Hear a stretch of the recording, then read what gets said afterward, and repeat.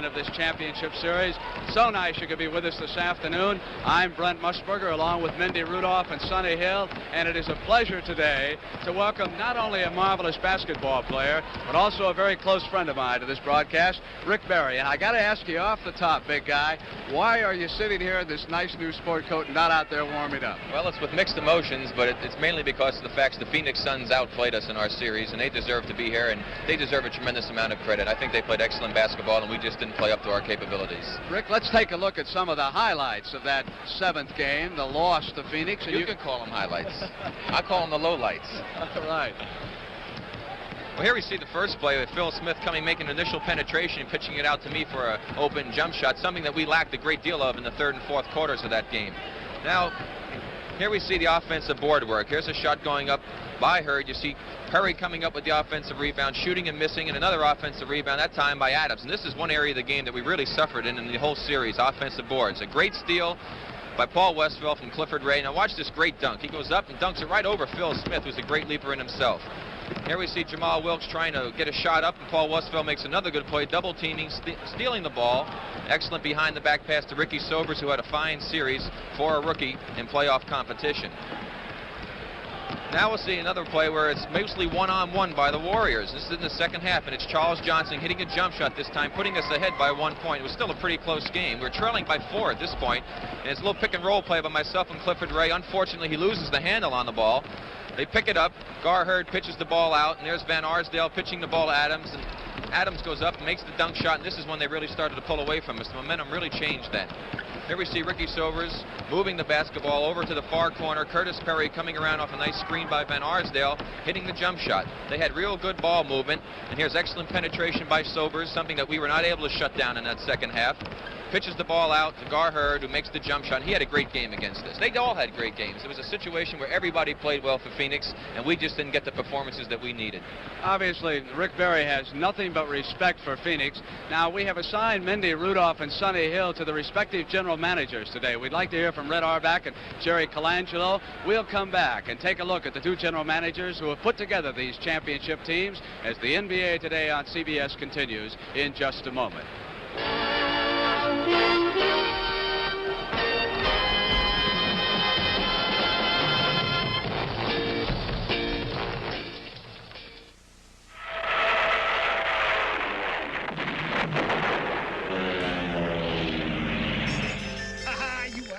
You are beautiful.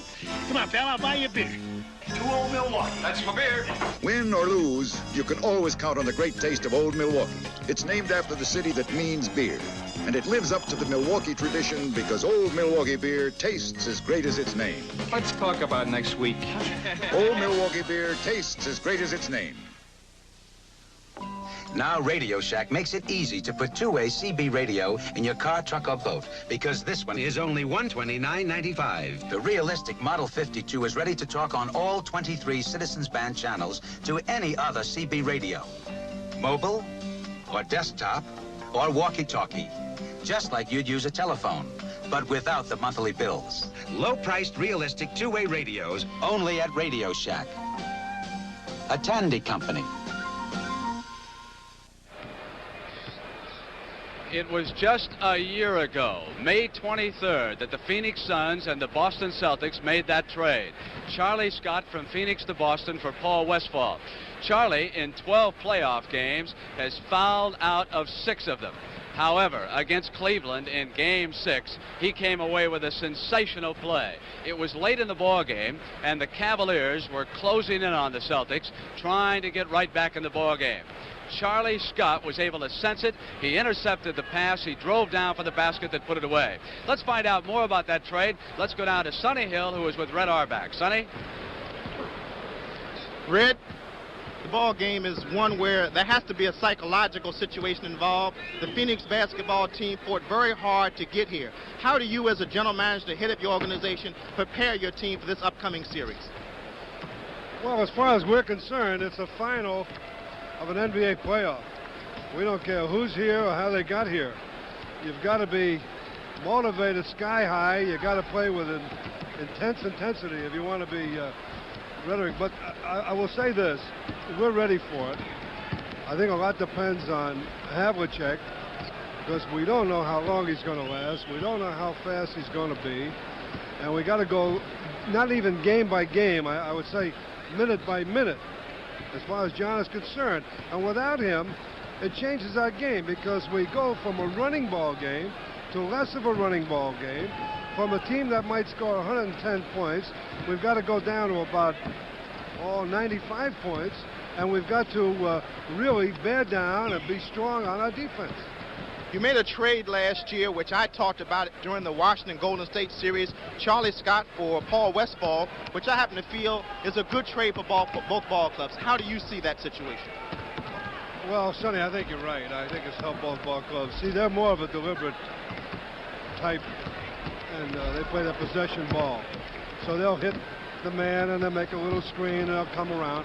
Now, Westphal is a very good one-on-one player with an outside shot. But we need a guy that can consistently go up and down the court, penetrate more, and hand off.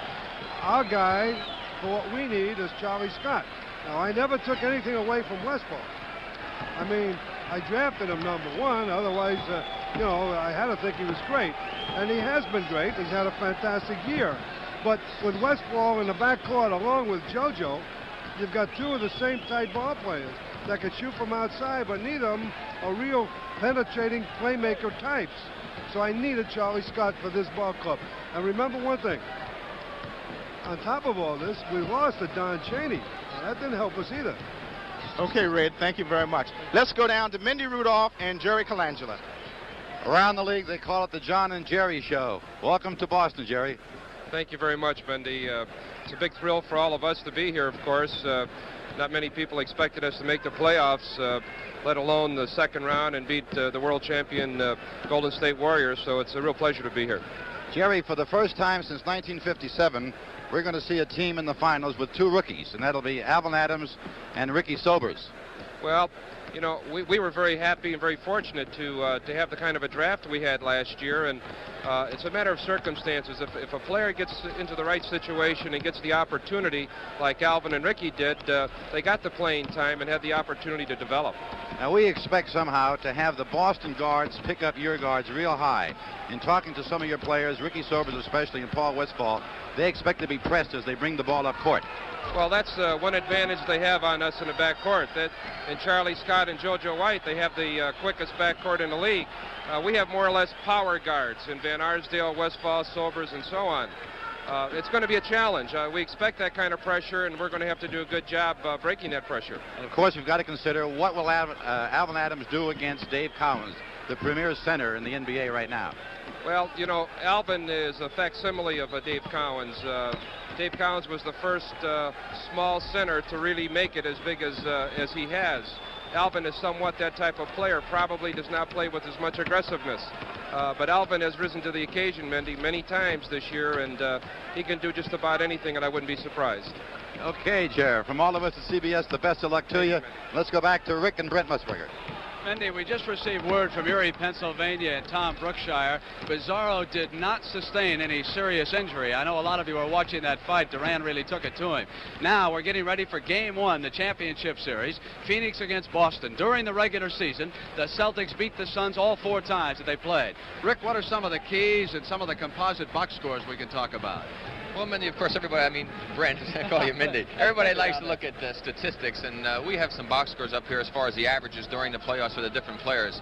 Let's take a look first at the Phoenix Suns. You can see that they had exceptionally good shooting percentages there in the second column, 46 for Hurd, 46, 45 for Curry, right on down the line, and they have to try to maintain that against the Celtics if they want to have a good chance. Also, they must do a good job on the boards. The Celtics have dominated the boards in their series plays thus far, and Phoenix did a good job against us for being one of the weaker rebounding teams. As far as Boston is concerned, they didn't have as good a shooting percentage from some of their people. Silas is way down in the second series against Cleveland, but he's still shooting 43. Cowens, 43%. So the edge a little bit has to go there as far as shooters with Phoenix. But I think what it really boils down to, Brent, is how well Phoenix is going to be able to handle the pressure put on by the Celtics and whether they can execute their patterns. They're a well-disciplined team. If they can't execute their patterns, the Celtics have a tremendous advantage. Also, the play of Keith Erickson and Dick Van Arsdale is going to be vital to the Suns' success. All right, we're just about ready for the opening tap, and we'll be back with it as the NBA Today on CBS continues in just a moment.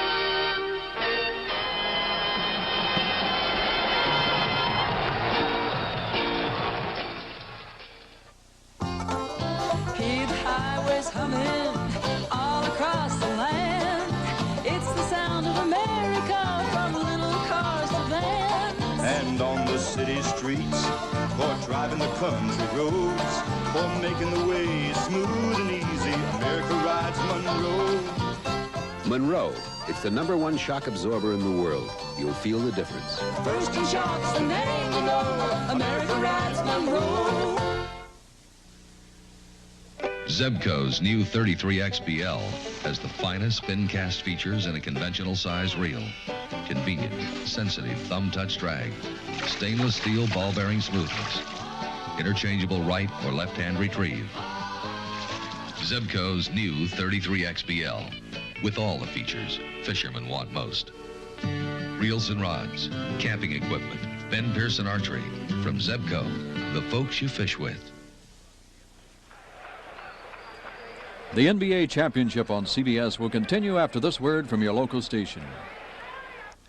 With the Summer Olympics still weeks away, they're already setting records for spending money. 60 Minutes tonight on CBS.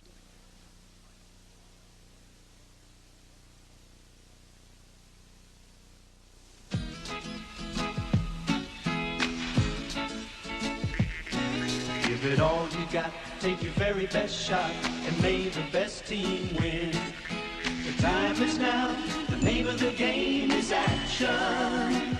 They're on the floor and they're ready to score, so let the game begin. And let's see how the ball's gonna bounce today. Welcome to NBA. Come on and join the rest of the crowd. There's another classic about to come your way.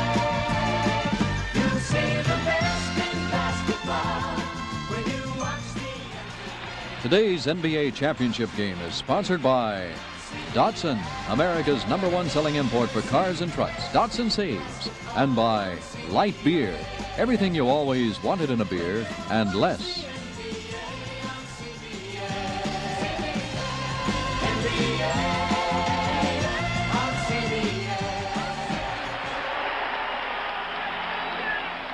The crowd has come to its feet inside the Boston Garden. The Celtics are being introduced for the 14th time. They are ready to start a championship series. 12 of the 13 previous times, the Boston Celtics have come away with a winner. Their fans expect nothing less. Tommy Heinsohn, the head coach, who has been bothered by an upset stomach and also an eye problem later this week, is as nervous as he always is and ready to get it on. As far as the matchups are concerned, Rick Barry, we have a couple of very interesting confrontations in this game. Obviously, all of us yesterday pointed out the battle of the boards and how critical that was going to be. Garfield Hurd will be assigned by John McLeod to take Paul Silas when the Celtics have the ball. We're going to have to watch and see if they're switching at the other end. Curtis Perry then is left with Don Nelson. Nelson replacing the injured John Havlicek. And then, as Rick Barry and Mindy Rudolph and Sonny Hill have pointed out all week long, the battle of the centers. Cowens against Adams. Can the rookie take charge and handle himself against Dave Cowens? In the backcourt, Charlie Scott, who is the best defensive guard the Celtics have, will try Ricky Sobers, a rookie who had a hot hand against the Warriors. The other matchup will pit JoJo White against Paul Westphal. Rick, do you see any other keys there? Well, actually, I think that the offensive boards is really going to be the key. Right? In fact, we have a statistic that we're going to point out from time to time. How many times the team can score on offensive rebounds. I think that's going to be vital to the success of whatever team wins this ball game. And it should be a great matchup between Silas and Hurd, two tremendous offensive rebounders, and we'll try to get some isolation on them. Hi, Rick. Referee Daryl Garrettson, wearing number 10 on his back, will throw it up. He's working with Jake O'Donnell. You can't ask for better officials than we've got here this afternoon. And we are ready to start. Unbelievable that the Phoenix Suns are battling for a championship. During the regular season, they were only 2 games over 500. Whoever gets it will have the ball to start the 4th quarter. It will be the Celtics, and now as they come up, we will watch the Phoenix Suns defense against them. Cowens is right there at the free throw line, setting up high. Nelson is there. Curtis Perry watching him. It was Alvin Adams who jumped out on Cowens. So just as he did against the Warriors, Adams with a big steal. Garfield Hurd with the game's first shot, and it is short. Celtics come right back down, and the Suns have rotated back quickly on defense. Scott outside, cross court to Silas. At this end, Westphal is taking Scott. So we do have a change with the guards at either end. Rick will tell us what that means.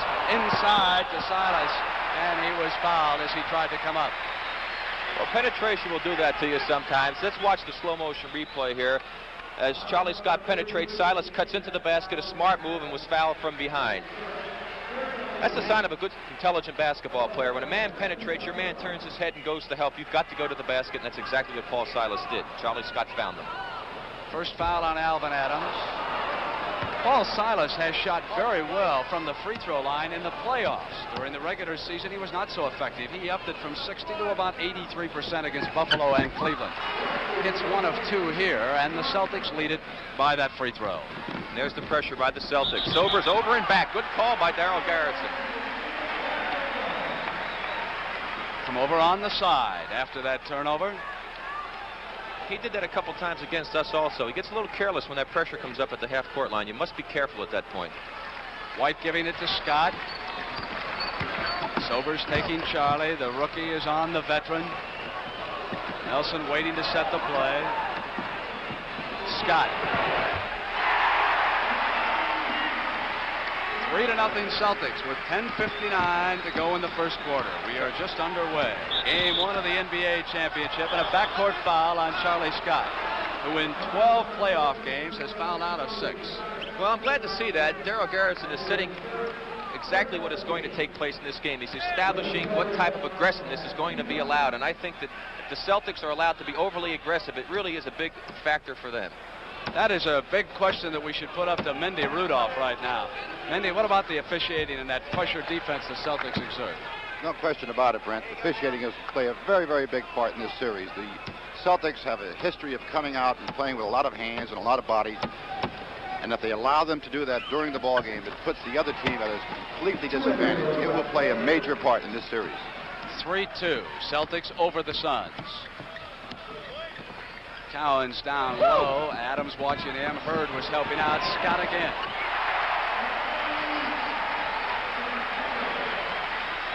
There's that pressure defense that Rick Barry was pointing out to you. Scott picking up Sobers. 5-2, Celtics lead. Sobers gets inside and hits Garfield Hurd. Wouldn't stay down. Silas came out with a board. That's exactly what they have to do. They must get inside the Celtic defense. Intercepted by Hurd. On the turnover, here come the Suns. They can pull to within 1 point. 5-2. Hurd gives it back to Sobers. The guards of the Suns will cut all game long. Cowan's got up and pounded the ball with his hand. We're going to see some incredible action underneath the boards in this series. So at the Celtic end, Rick, I see that Silas has been assigned to Perry, even though they've switched off right now, and Paul is over there on Garfield. Here's Westphal. Inside, great pass to Alvin Adams. Beautiful pass, and this is exactly what the Phoenix Suns love to do. They love to run the pick and roll plays. They love to run cuts to the basket. Now the Celtics ahead by 1, go back to working it as Cowan's inside. Silas with a second chance opportunity and a miss. Fine move by Sobers, turned around. Adams to the basket, lost control and traveled. Watch this last play now. Here we see Westphal dribbling the ball. Excellent roll that time by the rookie Adams. Beautiful pass, easy 2 points. That's what the game's about. It makes it easy when you play like that. John McLeod yelling instructions to his amazing Phoenix Suns. White gets away from Westphal momentarily. Phoenix forces them back outside. 5-4 Celtics. Scott for his 3rd field goal. Well, Charlie Scott has got the hot hand now, and he's doing things by himself out there. And they're going to have to move up on him and try to force him to put the ball on the floor. Sobers over on the right side. Garfield Hurd out far from the basket. Nelson pressuring him. 9:07 Hurd on the move. Gives it off to Curtis Perry. Cowan's up over everyone for the rebound. Celtics back quickly. Joe White had it deflected and didn't get back on the ball. And here's Garfield Hurd. Didn't get any help that time. Here's Paul Westphal. Perry with a second chance has got it, and here's a chance for a 3-point play. Those are the plays that really hurt. An offensive rebound. Curtis Perry had inside position. Watch Paul Westphal coming down. He shot the ball. Perry already has it, lays it back up. Fouled by Nelson on the play. Curtis Perry really works hard in the offensive boards. In fact, of his 60-some-odd rebounds during the course of the playoffs, 47 of them come to the offensive boards. He really hurt us badly there. And once again, three-point play opportunity. We got a shot there, Rick, of John McLeod talking to Ricky Sobers. He works a great deal with his rookie guard. All tied at 7. 8 minutes and 40 seconds to go in the first quarter. Rick, I imagine this game is very important psychologically for the Suns. They have to prove to themselves they can play with the Celtics. As Don Nelson with a miss, rebound by Hurd. Not a very good shot by Don Nelson. That's a little bit out of Don's range. Certainly, if they feel they can win the game, it's a fantastic advantage for them. But if they can just do a reasonably good job and stay close, it's got to also help them. Another great pick-and-roll play. That's Adam's strength, isn't it? That pass inside. Without question, he is a great passer for a big man, and this is what the Suns do so well. They continually run cuts to the basket, and if you are just a little bit late defensively, turning your head, Adams will get the ball to the man, and this time he got the ball to Perry. And that's 2 fouls on Charlie Scott, something we have to keep an eye on. On the team side, 3 fouls against the Celtics, 1 against the Suns. Here's the play again. Look at Adams. He sees the man move to the basket, very alert. Charlie Scott with the foul. Perry trying to break the tie, and he does. 8:20 left first quarter. 8-7, Suns over Celtics, Game 1 championship series. Game 2 Thursday night, live on CBS. JoJo White drove the baseline, and it was offense. JoJo had the lane, and he used his left arm a little bit to clear Westphal out of the way. And we've had a lot of offensive fouls called here in the East. Rick, what about your series? That was a stepping on this the was step on the out-of-bounds line, He right? was not forced out of bounds. He stepped on the outside line. He was not called for the foul. Were there a lot of offensive fouls in that series, Golden State Phoenix? Not an exceptional amount, no. There have been with the Celtics and the Cleveland Cavaliers. As Sobers goes inside to Hurd, maneuvering, turnaround, uses the glass very well. That is patented Phoenix play. Little pick down below, get the big man down there and drop it to him. And that's where Hurd and Perry are so tough. 3-point Phoenix lead and 7:45 to go in the first. White gets inside, back quickly to Scott. Will he make it 4? And it was Hurd inside. You can see the position the Suns had, rebounding. They know how critical that area is going to be. Here's Sobers slowing it down. Garfield Hurd is not there. It's 4-on-5. Perry had it knocked away, and Silas apparently fouled it. Silas a little over-aggressive from behind. The big fact right now, Brent, is that Phoenix is playing their tempo. The Celtics are not running and playing their style of play. And here comes John Havlicek. Tom Heinsohn must figure that he needs a little bit of a moral uplift. Get Havlicek in the game. This is earlier than they wanted to use John Havlicek. 10-7, Suns up by 3 in 7:20. Westphal 44 with the basketball. Celtics haven't scored in over 2 minutes. Turnaround is short. Now they've got a chance to pull within 1. Scott with the ball. Not a good pass. Right at Sobers. Here comes Garfield Hurd. Keeping the ball in bounds, or did he travel? Yes, he did. Well, we saw a couple of bad plays there. First of all, Paul Westphal forced up a bad jump shot. Then Charlie Scott tried to throw a bounce pass through 2 people. And Gar Hurd, who made the steal, couldn't get the handle on it and carried it. A little bit tight, I think, here in the early stages, which is to be understood in the championship series. We have a 20-second injury timeout with Joe Frosky tending to Ricky Sobers' right hand. Did he injure that against you? His right thumb. He jammed it against us, and he had to have a couple 20-second timeouts there also. And as you can see, he's got it taped fairly heavily. And that is on his shooting hand and his ball control hand. His emergence as a fine regular has helped John McLeod tremendously, because now he can bring Dick Van Arsdale, the veteran, off the bench, as he will before this first half is over. Offensive foul on JoJo White. And we're going to have a timeout. Tommy Heinsohn bringing the Celtics over. White sauntering over to the bench. It's 10-7. The Suns with a surprising performance here early in Game 1 of the championship series.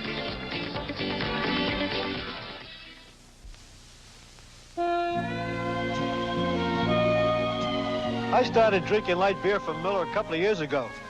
I started drinking it because I heard it was less filling. But you know something? I kept on drinking because it tastes so great. Now, I don't care what you guys like about it, as long as you like it. Hello, Mickey. Got a light? Sure, doll. What's a nice girl like you doing in a commercial like this? Light beer from Miller. Everything you always wanted in a beer, and less. Day and night, mile after mile, we put 40,000 miles on a set of Sears road handlers. and went on to run the route of the Pony Express. From Missouri to California, Road Handler, Sears' best steel-belted radio. It's the tire that ran 40,000 miles and then took on the rugged route of the Pony Express. Our widest radial design with more steel than before. The Road Handler, Sears' best steel-belted radio. Only at Sears.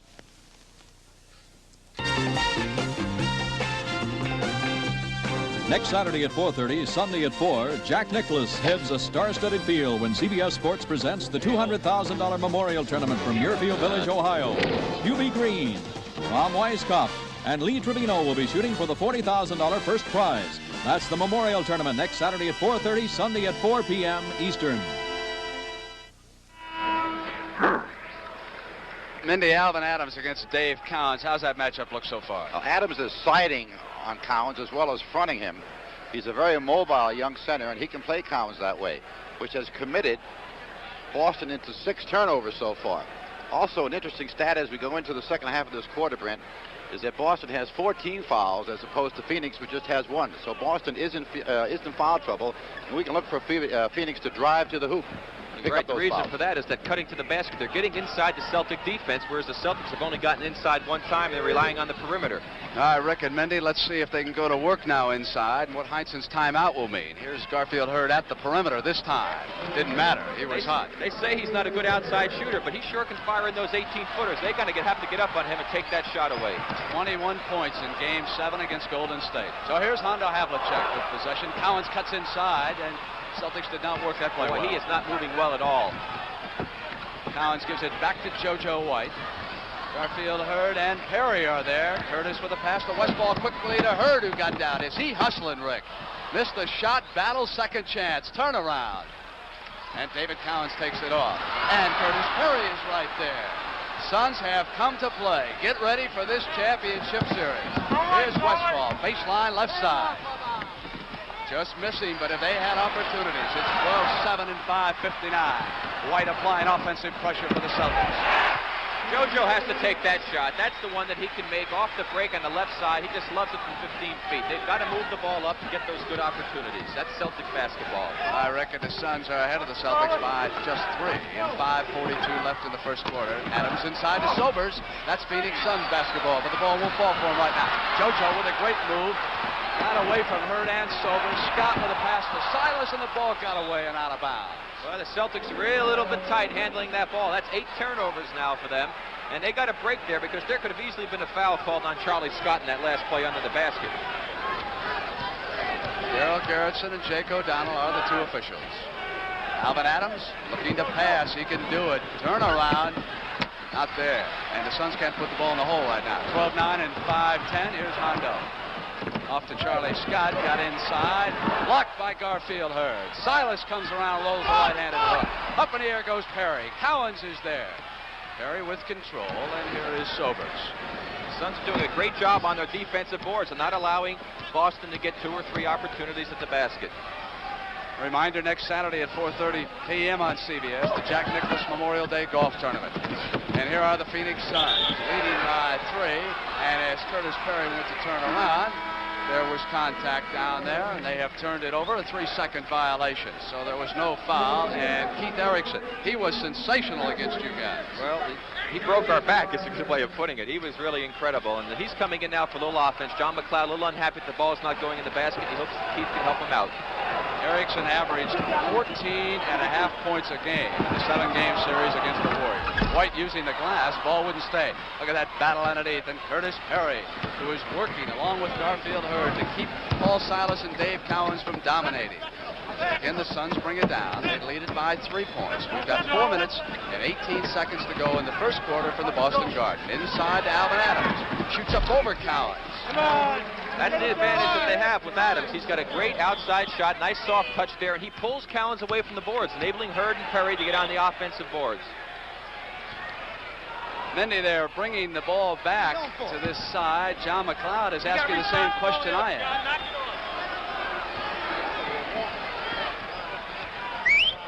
That's for you, Curtis. 7, Alvin. 7. So they have warned them over there on the sideline. No technical. Havlicek. And it's 14-11, a 3-point lead, 3:45. John with good movement that time, and that's the way he gets himself free. Westfall working to Adams, and he traveled. Up out.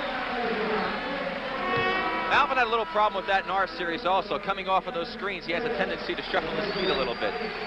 Kevin Stakem has just checked in, Rick. He's number 27. He'll work with JoJo White. Let's see the matchups here. Westfall waiting for Stakem, and Sobers there with White. Curtis Perez watching Silas. Adams, of course, is on count. Jump hook. There's another good soft touch shot by Dave Cowens, trying to use his strength and muscle against Adams down low. I think we've had a second warning, this time to the Celtic bench. So Jake O'Donnell wants no nonsense, not from John McLeod and not from Tommy Heinsohn. Sobers against Stakem's pressure. It's a 14-13 game. Suns leading by a point. We've got 3:12 to go. First quarter, Boston Garden. 3 seconds. Sobers up over Stakem. Simple little screen down play with forward going down and setting a screen on the guard, popping out with the jumper. Pass inside, deflected by Perry, and Sobers is right back with it for the Suns. They're ahead by 3, and they look very poised for a young team.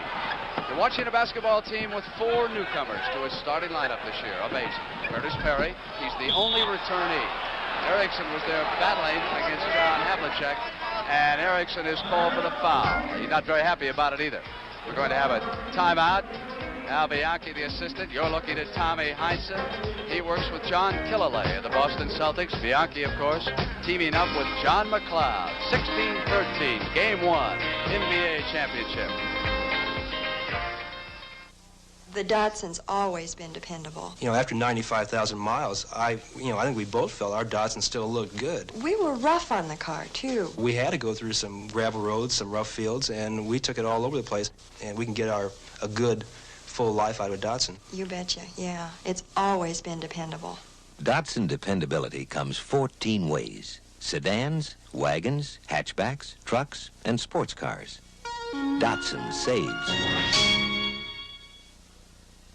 Our heads are stuffed with knowledge, our stomachs with cheese and ham.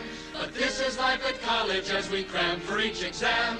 Alka-Seltzer, plop, plop, fizz, fizz. Oh, what a relief it is. Plop, plop, fizz, fizz. Oh, what a relief it is. Those speedy Alka-Seltzer bubbles burst into action, speeding relief to your upset stomach and aching head. Oh, what a relief it is.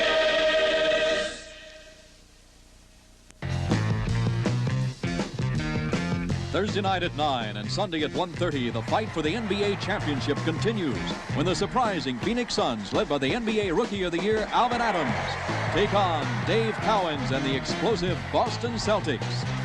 That's Thursday at 9 p.m., Sunday at 1:30 p.m. Eastern.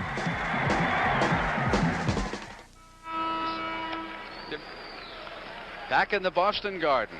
It's 16-13 with 2 minutes and 45 seconds to go in the first quarter. Game 2 will be right here in the Boston Garden, and all of the games will be carried on CBS. Rick, there's a statistic we're paying attention to. Yes, and it's a very important statistic. 3 of the 5 times that Phoenix has turned the ball over, the Celtics have capitalized on it, whereas Phoenix has only capitalized twice at 9 turnovers. And if the other team is going to make mistakes, you must make them pay for it. Kevin Stakem, who is giving Charlie Scott a rest, bringing it up for the Celtics. Silas and Havlicek are the forwards. Pass back to Silas, who cut off of Cowens. Erickson. Pass to Westfall, and here come the Suns, trying to increase that lead to 5 points. 2:29 to go in the first quarter. Rick, the Suns might have been just a little bit tight the last 5 minutes. They missed some marvelous scoring opportunities. Westfall, here come the Celtics. Exactly. Paul Westfall is the one man who has not gotten the range yet, and if he does, the Celtics really have their hands full. Cowens. It's a 1-point lead by the Suns. Cowens putting the ball up from outside, as he will do. Perry waiting. It's a foul inside away from the ball. Kevin Stakem. Cowens picks it up. He's cutting through, and Dave Cowens picked up the foul of hitting him with the elbow, as Jake O'Donnell points out. But the big important fact right now is that Phoenix is working the ball and getting it inside for opportunities. Even though they've missed several easy opportunities, they're still getting inside that Celtic defense. The Celtics, conversely, have only scored 1 time on an inside play. Everything's come from the outside. Here, take a look at Cowens on the play and see. There he is. And watch Sobers coming through. And there's the elbow. 18-15, a three-point Sun lead. 1 minute and 55 seconds to play in the first quarter. Cowens, Havlicek cuts off, and Adams was there. And here's Sobers. He should be able to put it away. Oh, great anticipation that time by Alvin Adams. And the Celtics must be careful with their passing. They're very, very sloppy with the ball. They've committed as many turnovers in this first quarter as they do sometimes in the whole game. Hondo outside. He answers it right now. Makes it 20-17. He only played a few minutes against Cleveland the other night, Rick, but he dominated the game down the stretch. He came in, and it was his basketball game. I just wonder what's going to happen when he has that halftime rest and see if he can get warmed up again. Ball is short, knocked away by Havlicek to Cowens. The crowd thought that Erickson had fouled Hondo. Now John is back on the attack after getting off the floor. Curtis Perry, who was muscling Silas away, yanks it down. Westfall to Adams. Erickson was cutting through, and they stepped out of bounds. Both teams just a little bit tight with their passing, but another important fact, Phoenix is dominating the defensive boards. Paul Silas has not been getting in, nor Dave Cowens on that offensive boards, and they're doing an excellent job of that, and that's causing a problem for the Celtic offense. Looks like good body position. Fantastic blocking off before they're going. They're not releasing, they're blocking off first. Rick, we've come down to the last 50 seconds of the first quarter. Inside to Stakem. Paul Westphal got lost that time, turned his head to the ball, and his men went to the basket. Cowens made a great pass seeing him go. Suns lead it by a point, and we're down to the last 30 seconds of the first quarter. Curtis Perry up against JoJo White, who'd switched over, and it was John Havlicek who controlled that. Cowens picked it up, long pass to Stakem, slicing toward the basket. He's got it, and it's Kevin Stakem who has hit 2 quick field goals and a chance to add a free throw. Here's the play again. Dave Cowens with a fantastic lead pass over to Sobers, right to Stakem, who takes it in, makes a good move, and Sobers fouls him on the hand. And this is what Dave Cowens does so well, and what the Celtics are known for, that fast break opportunity on the long pass.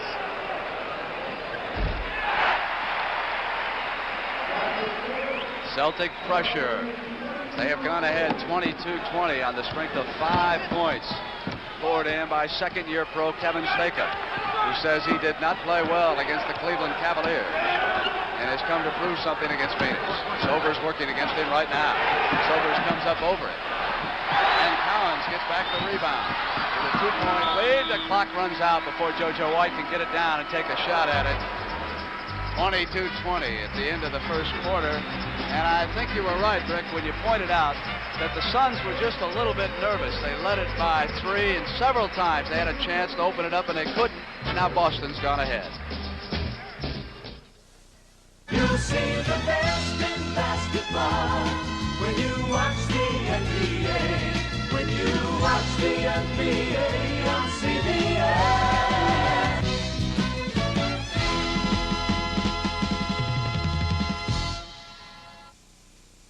How AMF made the weekend.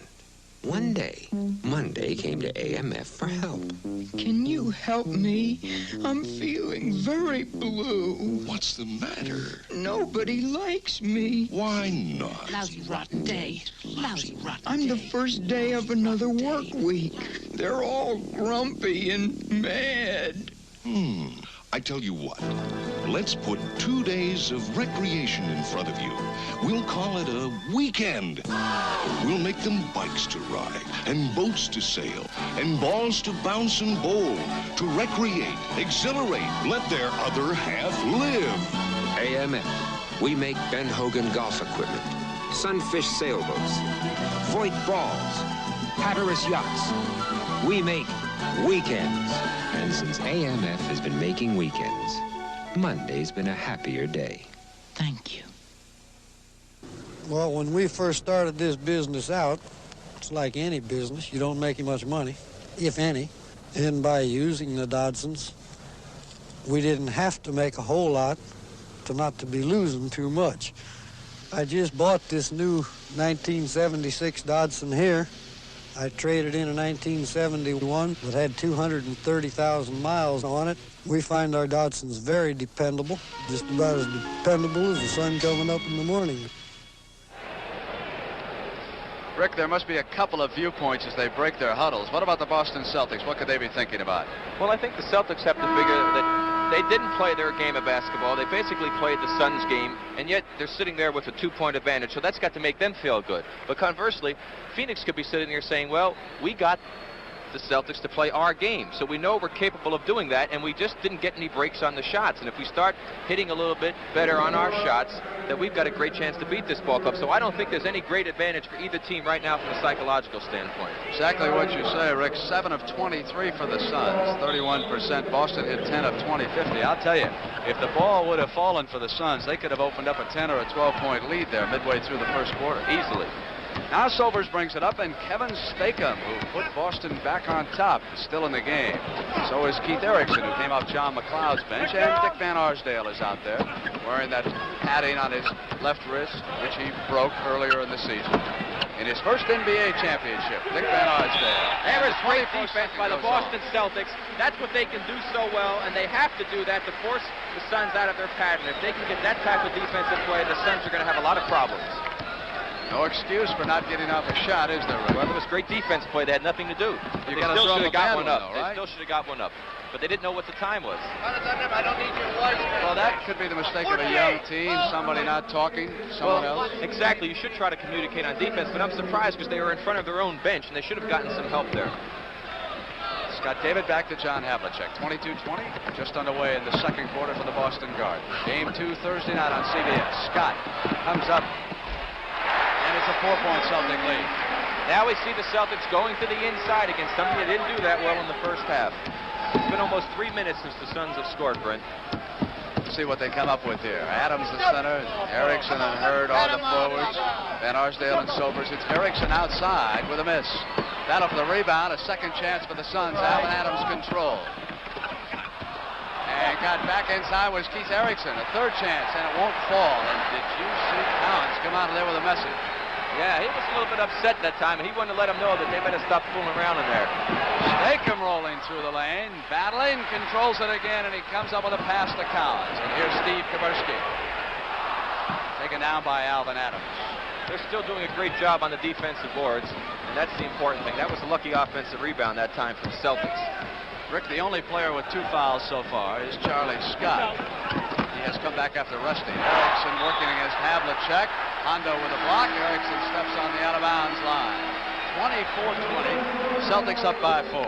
Let's watch the play here. We'll see Erickson cut down the middle, get the bounce pass, go up for the shot. John Havlicek with great timing. He really jumped well that time off that foot. Of course, he used a little bit more power on the right one rather than this left one.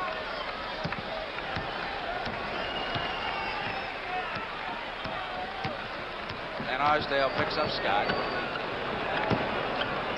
Collins rolling left. Takes the shot.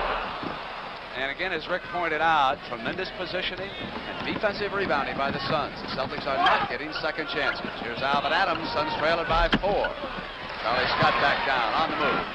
That's not a good shot for the Suns. They didn't run their offense that time. They're going to come the other way on that play. It was Charlie Scott who lost control of it. Charlie got caught up in the air and committed himself and lost the handle on the ball.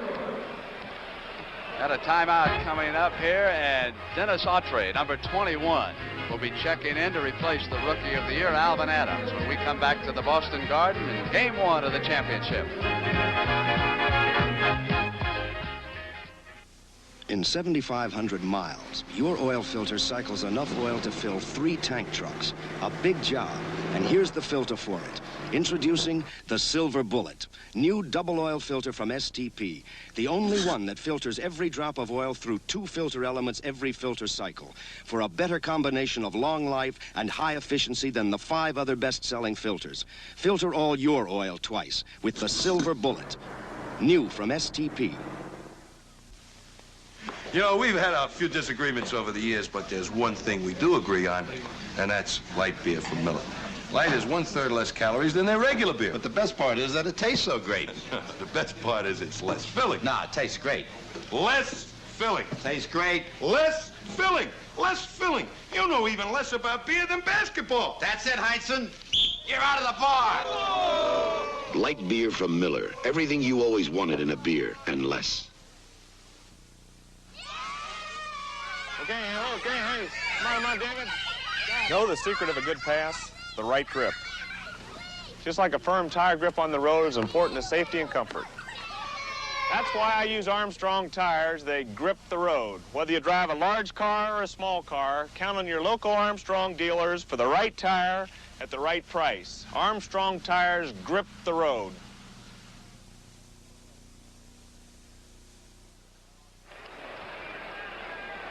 Mindy, I understand that you have just thrown Tommy Heinsohn out of that saloon for the 500th time. What do you got on some shooting percentages over there?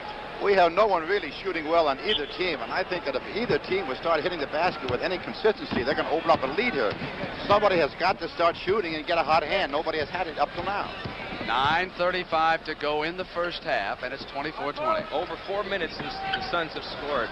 And what they've got to do, and they're doing it now, they're running their offense again. They can't go out of that offense and start Shot taking clock bad down shots. inside of 5 again, Rick, as Hurd comes up over Kaversky, races to the ball. Second chance for Garfield Hurd, and there was contact as he came up that time. Well, they got a break there. He had to take a difficult shot. He forced it up, but wisely he ran after it, knowing darn well it didn't have a chance to go in, and he got the ball back, and he got the second opportunity and picked up the foul. But they have not run their offense in the last 4 or 5 minutes. They're starting to go away from it, and if they do that, they're going to play right into the Celtics' hands. CBS has come up with an answer to Evel Knievel. Be watching at halftime, and you'll see exactly what I mean. Battle for the ball. Stakem races back. Westfall hits it. Suns with control. 9:14. Still a 4-point Celtic lead. Garfield Hurd. Kaversky raced over there to front him. Forced it. And Collins passes off to Charlie Scott. And Autry got back on the block. We saw 2 great defensive plays that time. The first one was by Steve Kaversky, who... Well, here we see the break coming down with Charlie Scott driving in, going up. Good timing by Dennis Autry to knock it out of bounds. But Kaversky made a great play down the other end by not leaving his feet. And Rick John Havlicek has gone out as the Suns come right back down. The turnover away from Autry, and there to save it was Westfall. Hits Garfield Hurd. Collins. Suns are still cold. 24-20, and it's 8:45 to go in the first half. Collins outside. He's 1 of 2 from that range. Scott off to Kaversky. There's the all-important offensive rebounds and scoring afterwards that we talked about. One of the few that the Celtics have gotten. And a 6-point Celtic lead in Game 1. Game 2, right back here at Boston Garden Thursday night, 9 p.m. Eastern Time, CBS. Erickson. The first 2 points in almost 6 minutes for Phoenix. Curtis Perry is going to check back into the game. 8-12. Collins. 28-22. Scott awaiting Dick Van Arsdale. That's a good defense played by both teams in spurts. Westfall. And the Suns have come back here with 2 quick field goals, so maybe they're going to shoot their way out of it. Well, they may do that because the 2 men who just made the last baskets, both Erickson and Westfall, are very capable of getting hot and scoring a lot of points very quickly. Rick, in the first game of a 7-game series, I imagine it's a lot like a couple of fighters trying to feel each other out. Well, exactly. You're trying to see if you can establish a certain style, and we see right now that Gar Hurd's going to get a rest as Curtis Perry comes back in the ball game. And sometimes you tend to be looking a little bit too much rather than playing, trying to see what's happening out there instead of just going out and doing your own thing. Silas gave it off to Scott. Clock comes down to 7:35. It's a 4-point Celtic lead, 28-24. Inside to Silas, who was backing in that time, and there's an offensive foul. Well, let's watch this one again. Curtis Perry at good position. There we see Silas backing back in. And I would have to say that he definitely initiated the contact. Perry gave a little bit of an act with it, too. Dick Van Arsdale favor that hand when he dribbles. Rick, did he go to his right hand a lot? Yes, he does. He does not like to use that hand too much dribbling the ball. Erickson up over Silas, and he's hot again. Yes, that's the way he was against us. It seems like it's not even set. He just throws it up there, and the thing sometimes hits nothing but the bottom of the court.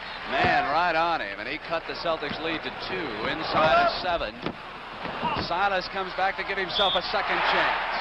Put it down, and he also drew the foul. He'll come to the free throw line. That was a very bad shot by Paul Silas. And Havlicek comes in the game. Paul takes the shot, comes off the boards, and he sneaks in, gets the inside position, goes up for the offensive lay-in. Erickson commits the foul.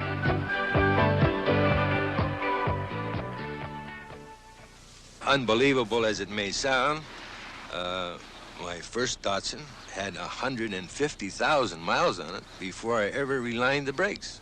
The car is durable, reliable, dependable, and I do believe that with a little care and maybe love and affection, the car may run forever. Like all Datsuns, economical B210s make the savings last. Datsun saves. Xerox has a copier that can make regular size 8.5 by 11-inch copies. It can also make medium size 11 by 14-inch copies. It's portable, has a document feeder. But the best part of all is that it makes giant size 14 by 18-inch copies. The Xerox 3100 large document copier.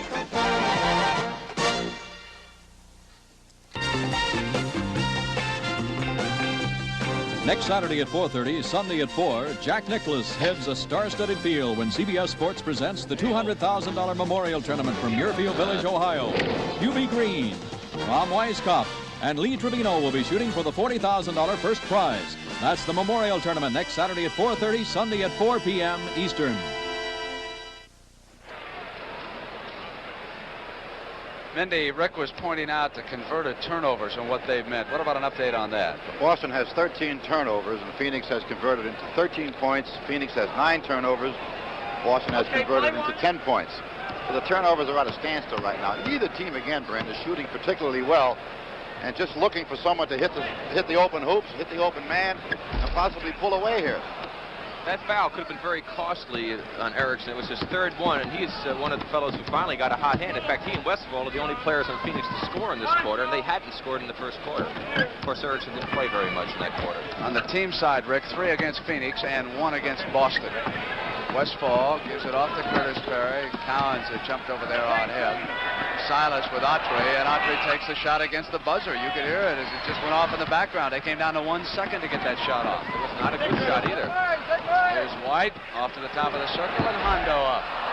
Cowens tries to save it, but batted it back to Westfall. That's 6:15. It's 30-26. Suns trailing the Celtics in the first half. Turnaround by Keith Erickson. Cowens hustling down to the other end. Passing to Scott. David on the trail. Drives right past Autry, gives it off to Scott. That's a basket for the Celtics, but Paul Silas never left the 3-second area from the time Dave Cowens had the ball that time. He was having a little camping experience in there. 5:48. And Arsdale with control for the Suns.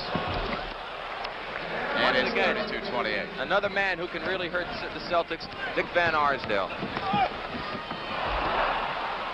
Havlicek again. A little luck never hurts in this game, Brent. Charlie Scott with a terrible shot. The ball bounced right back to John Havlicek, and he buried it for the Celtics. 6-point Celtic lead. 5:15.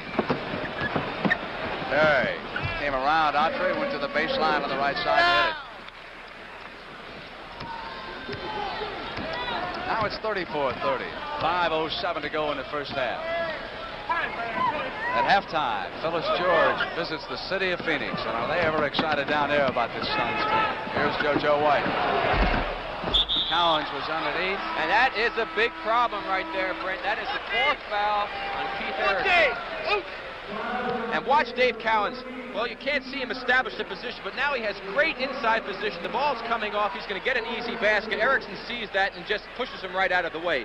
But Dave Cowens really worked hard when he saw he had a mismatch with Erickson and established the inside position. Very intelligent play. Let's watch the play now. There he is. He's got Erickson on his back. He establishes the position, keeps him right there. Sees the shot going up. That is great basketball. That's the way the game is meant to be played. And Rick, just as you pointed that out, Erickson went out of the game, and they also took Autry out. So Alvin Adams is here. Garfield Hurd is back. Hurd, Perry, Adams, Westfall, and Sobers. John McLeod's 5 starters are on the floor. Cowens comes up over Curtis Perry with a field goal that puts the Celtics ahead by 6, 36-30, 4:32 to go in the first half. Havlicek, Cowens, White, Silas, and Scott on the floor for Tommy Heinsohn. Perry turn around against Hondo. Cowens looking for the outlet to Havlicek. Thought better of it when Perry stepped over and jumped. Now White with control. Celtics getting a lot of good movement out here now. Here's White. Back to Charlie Scott, who comes up firing. That's not a good shot. They moved the ball very well, and they got a lousy shot out of it. Here's Perry waiting. Garfield Hurd slides inside, and Charlie Scott fouled him, and for Scott, that's his 3rd foul. Right, and once again, not a very good foul on the part of Charlie. He had a big man outside away from the basket. Here's Hurd, look at him reaching in, trying to go for the steal, picks up a silly foul. Charlie's going to go out, Rick, and we're going to have Havlicek playing guard for the first time. Don Nelson is on the floor. So we do see one thing developing in this game. They are using John Havlicek a little bit more than they anticipated here in the first half. They hope to get by resting him a great deal in game 1. It's 36-30. Celtics lead it by 6. Cowens muscling Adams, and it was Garfield Hurd who came over, and there was a foul. Don Nelson got caught reaching in as Hurd made his fake. Jake O'Donnell was right on top of it. Look at Heinz, disgusted look at his face. I guess he's probably one of the most demonstrative coaches in the league, and I can appreciate that because I do a little bit of that myself on the floor while playing. I have noticed that, Barry, a few times. It's not intentional, though. Dick Van Arsdale back, and Paul Westfall goes out. I mentioned that Phyllis George had visited Phoenix, and Red Auerbach is going to visit Alvin Adams at halftime. They're going to talk about coaching, I believe, on Auerbach at halftime. I am just told by the truck that they have changed. We're going to have Pete Maravich at halftime. I guess it'll be showtime, Rick Barry. There are few men who can handle a basketball as well as Pete Maravich at the New Orleans Saints, so don't miss that. 36-31, 5-point lead, 3:33. Cowens waiting. Here's Don Nelson coming inside against Garfield Hurd, and there was a foul. They had pretty good defense being played right there, and Don Nelson was not going to be taking what you would call a high percentage shot. He was bailed out that time on the foul by Hurd. That's the 5th foul. It's going to be the bonus situation. 3 chances for 2 for Don Nelson, who has a very unique style of shooting free throws. That's only the first foul on Hurd. Yes, he's been very aggressive out there, and fortunately, I guess for the Suns, he has not picked up a couple of extra ones. 3:27 on the clock. Nelson puts it down. It's 38-31. 7-point Celtic lead. The Celtic pressure has not been as fierce as I thought it was going to be, Brent. John McLeod wanted the timeout. Darrell Garrison giving it to him. The Suns walking over to talk to him. I was just about to make the same point, Rick. That time, they were just kind of running with the ball and waiting for the Suns until they came across the timeline, and then they jumped up on them and exerted pressure.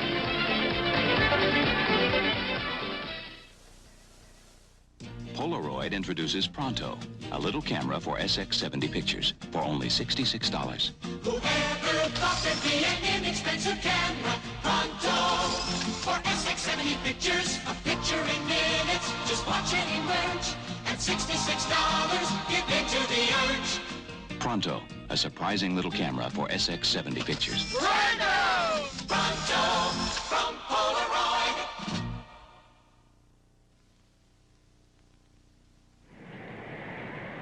Born of the sea, developed by a master mariner over 55 years ago to battle the terrible rust-producing conditions of the ocean.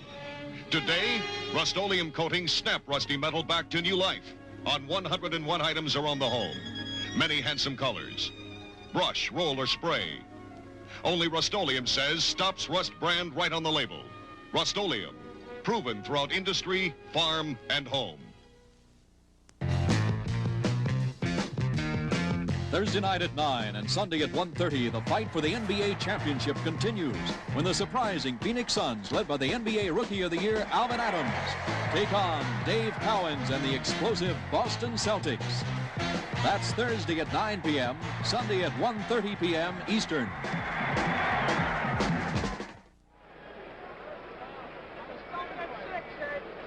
Mendy, I can't believe that with 3:21 to go in the first half, we've got a 38-31 score. This is way below both teams' average, Brent, because against each other in the 4 games they played this year, Boston averaged 114 points and Phoenix averaged 104. We are way below par, and of course that is because of the tenacious defense and the poor shooting on both clubs right now. If Phoenix doesn't come back and score a field goal pretty quick and put 1 or 2 together, they may blow themselves out of this game right here in this quarter. 7-point Celtic lead. Towns was there pressuring Alvin Adams. Here's Sobers. Shot clock comes down towards 5. Hope they didn't think they had all that time left. Adams taken down by Garherd. Fresh 24 and a second chance. Van Arsdale from the corner put it down. I think they better start going to Dick a little bit more. He's taken 2 shots, had good form. He's had nothing but net on both of them, and they got to try to use him a little bit more. At this end, Rick, Van Arsdale is taking Havlicek. Collins comes around. Nelson off the weave, gives it off to JoJo White. There's that ball movement, looking for the shot again, but no. Before the shot, 3-second violation, turnover. Paul Silas got caught that time, staying underneath the basket. That's one of the reasons he's such a great offensive rebounder. He's always hanging around that hoop, and let's say this time he was protected under there. You mean to tell me that he sometimes breaks that rule? A lot of times. Here's Alvin Adams up against Collins with a miss. JoJo White was on the other side. Very bad shot by Adams. He's forcing a little bit right now. He's got to move the ball, take his time, wait for the opportunity. Hondo. You see that screen that time by Dave Collins. He just lifted Dick Van Arsdale right off the ground, gave Hondo the opportunity to sink the jumper. And a 7-point lead as a result of it. With 2 minutes and 5 seconds to go in the first half, Adams can't score. That's a better shot for him there. He got free of Collins, had an opportunity to turn and take his time shooting the ball. There he jumps off his man, picks up Havlicek. Move to Silas. Loose ball foul. Don Nelson just shoved Dick Van Arsdale right out from underneath the basket. Jake O'Donnell was right on top of the play and picked it up. It was John McLeod giving out some instructions and calling an offensive pattern for his team. 3rd foul on Nelson. On the team side so far, Rick, there have been only 4 against the Celtics in the second quarter. Adams from the corner has put down 2 in a row. Yes, John McLeod saw that Adams had good rhythm on his last shot and called the play, which pops the center out on a good screen down by the forward. So Adams has pulled the Suns to within 3, and Tommy Heinsohn immediately tells Steve Kaversky to go into the game, and we've got another foul. Adams again with good anticipation, and this time he was called for going over the shoulder of Dave Collins, going for the steal that time. He does that a lot, but he has to be careful because if you can anticipate his attempting to do that, you can really burn him bad and get an easy basket. That, of course, is the bonus situation, so Dave will go to the free throw line. Penalty for 2. Jake, see if you can get him to White. Collins did not shoot well against the Cleveland Cavaliers, Rick, and of course a lot of credit has to go to Nate Thurmond, who played magnificently as the Cavaliers bowed out in 6 games. And Collins says he just didn't have his rhythm going either. Well, Nate has always been a great defensive player, and of course a taller man on a man who is a good outside shooter, if he's up on him, does create some problems. 42-37, 126 to go in the first half. Game 1 of the championship series.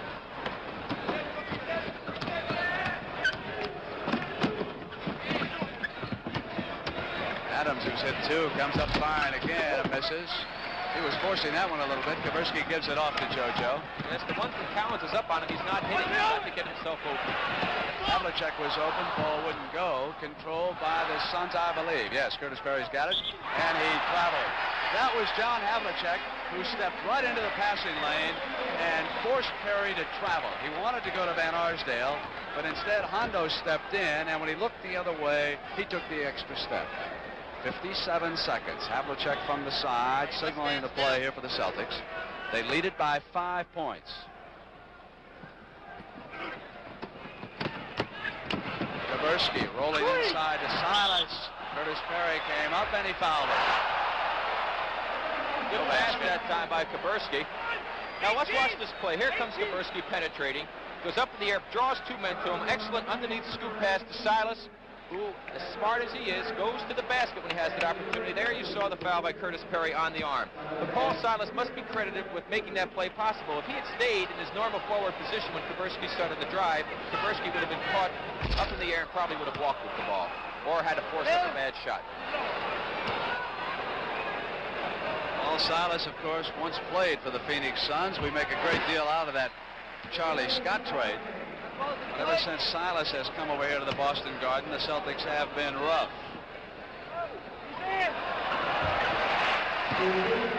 44-37 and 49 seconds left in the first half. They almost didn't get that ball in on time. Of course, you only have 5 seconds to do that.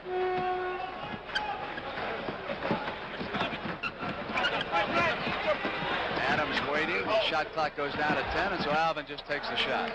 Well, he was lucky on that one, and I think he's got to stop shooting the ball when Dave is on him. He just doesn't have that good a rhythm with a man pressuring him that tightly, at least not at this stage of the game. 5-point lead and 20 seconds to go in the first half. Kaversky gave it up, knocked right back to him. Here's White. Hondo cutting inside. Towns muscling his way toward the basket. Offensive foul called against Dave that time, who drove Curtis Perry down. Curtis Perry established excellent position that time, anticipated exactly what Dave was going to do, and drew the offensive foul. Final 10 seconds of the first half. That's a 16th turnover for Boston. Now we come down toward the last 5 seconds. Suns trying to close in. Silas pulls it down with 2 seconds to go, and you can hear the buzzer in the background. We have come to the end of the first half in Game 1 of the championship series between the Boston Celtics and the Phoenix Suns. It's 44-39 at halftime. We've got Red Auerbach, Phyllis George, and our answer to One Evel Knievel. Don't miss it.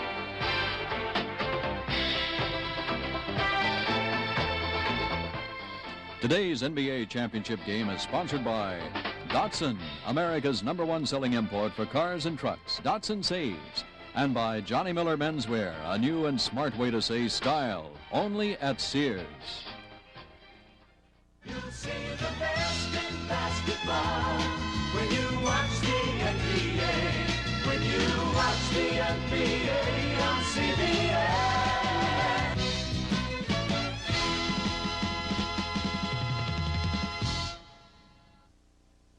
When I found out I could put 3 things into this Datsun 710, I knew it was the perfect car for me.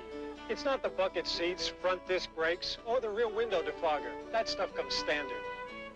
The 3 things I put in it are called Mary, Jeff, and Susan. And because of them, I know this Datsun 710 is my kind of car. A family car. Datsun saves. Test drive a 710 sedan, hardtop, or wagon with your family this week. Breaker 19, this is Leadfoot heading on to 101 at Meacham Road. How's the traffic? Come on. This is Gannon, Leadfoot. Traffic jam's behind us. Bring it on, good buddy. You're listening to a Cobra 29, the Citizens Band radio truck drivers use. Truckers and just plain folks who want a CB radio that delivers the goods. This is Leadfoot. Thank you, good buddy. When it comes to CB radio, punch through loud and clear with a Cobra. If you couldn't register to vote last time around, do it this time around.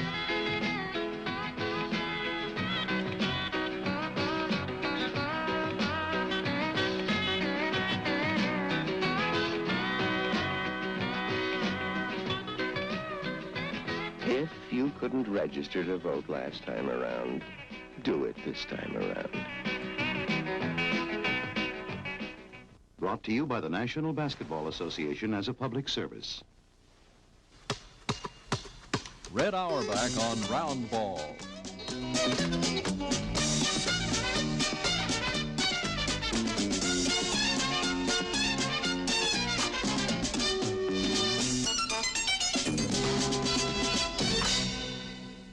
Red Auerbach on Round Ball is sponsored by Consolidated Cigar Corporation, makers of Dutch Masters cigars. Here in the Caribbean, Jaime Moscoso, a master of the soil, breeds tobacco for Dutch Master cigars. Today he must select the best plants so the flowers can be bagged to protect the purity of their seed. Bagging is a master's way to be sure the great taste of Dutch Masters doesn't change. Now you know why a Dutch Masters like the elite is worth more. There really are masters at Dutch Masters.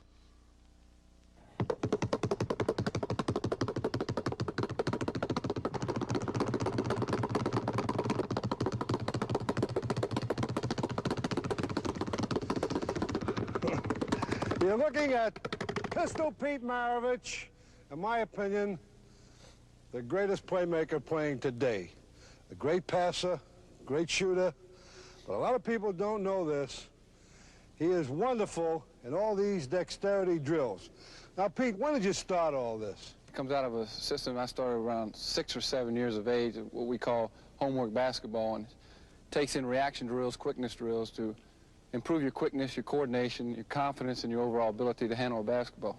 Well, actually, don't you get the feeling that when you're doing these things, the ball becomes sort of an extension of your hand? Exactly. That's exactly how I felt when I was growing up. I dribbled so much, so many different ways, learning new types of drills to dribble with one ball, with two balls, and so forth, that I never really had to look at the basketball when I dribbled it, which improved my game from a great standpoint. See, there are a lot of coaches that advocate this, but they don't do it with any application to the game itself. Now, you'd be amazed at some of the things that Pete will demonstrate to you. Pete, how about showing us a few of them? Okay, number one, I did this for quickness, just to improve my quickness, what I call a ricochet drill. You stand with your feet apart and you just throw the ball down, back and forth like this. This is really just for coordination purposes. And then once you get into what I call the bullet ricochet, where you try to throw the ball very hard.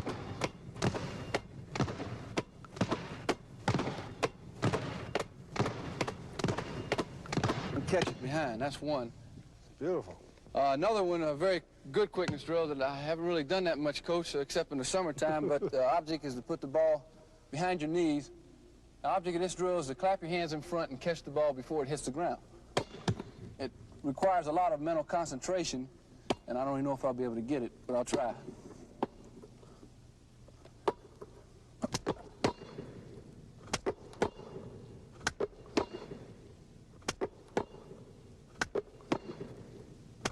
Well, he tried pretty good, didn't he? How about a couple more, Pete? Well, I could take two balls and show a short drill, which is just a short figure-8 drill, using two basketballs. What we call in rhythm and out of rhythm, and then going around.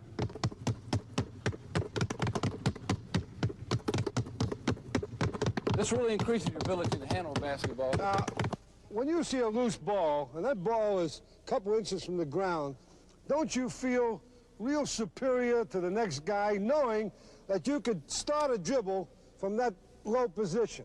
Exactly. One of the best moves I have, particularly as an individual, is putting the ball out in front of somebody, and as they go for it, do what I call a stutter dribble, back over like that. Try that again. If I'm guarding you. You got your hand there. Put that. If I'm guarding him, I have a feeling that I might be able to get that ball. But through all this dexterity practice, he knows that he could beat my reaction and go by me. Now, would you advise young players out there to do those things? A kid needs speed, quickness, and ability to have coordination, and through these drills that I do particularly, it really helped my game, and I can only wish that everybody would try to do something with the ball, because what it basically does is give you great confidence in your overall ability. When you can do something a little bit different, so forth, it really helps you. So what you've just seen has a definite purpose. Think. When you work at it, keep telling yourself, how can this help my game? So you can work on it hard, knowing that this will improve your game. When the Dutch Masters tobacco buyer comes to Colombia, South America, he visits tobacco dealers like me, Lorenzo Hernandez. He's looking for only the top grades of tobacco for Dutch Masters. And he knows all the Masters' tricks to make sure he finds them. Like this.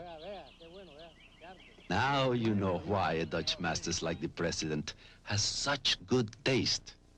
There really are masters at Dutch Masters. Red Auerbach on Round Ball has been sponsored by Consolidated Cigar Corporation, makers of Dutch Master cigars. There really are masters at Dutch Masters.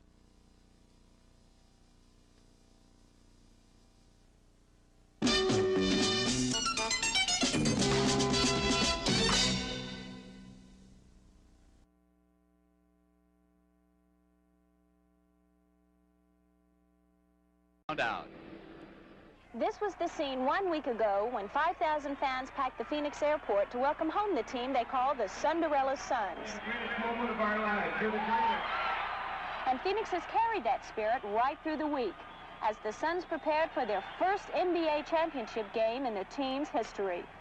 Season ticket holders were able to purchase tickets for the Boston series earlier this week, but it wasn't very easy. The line snaked all around the Suns office, with some people waiting 7.5 hours before they finally reached the ticket window. How many will you need?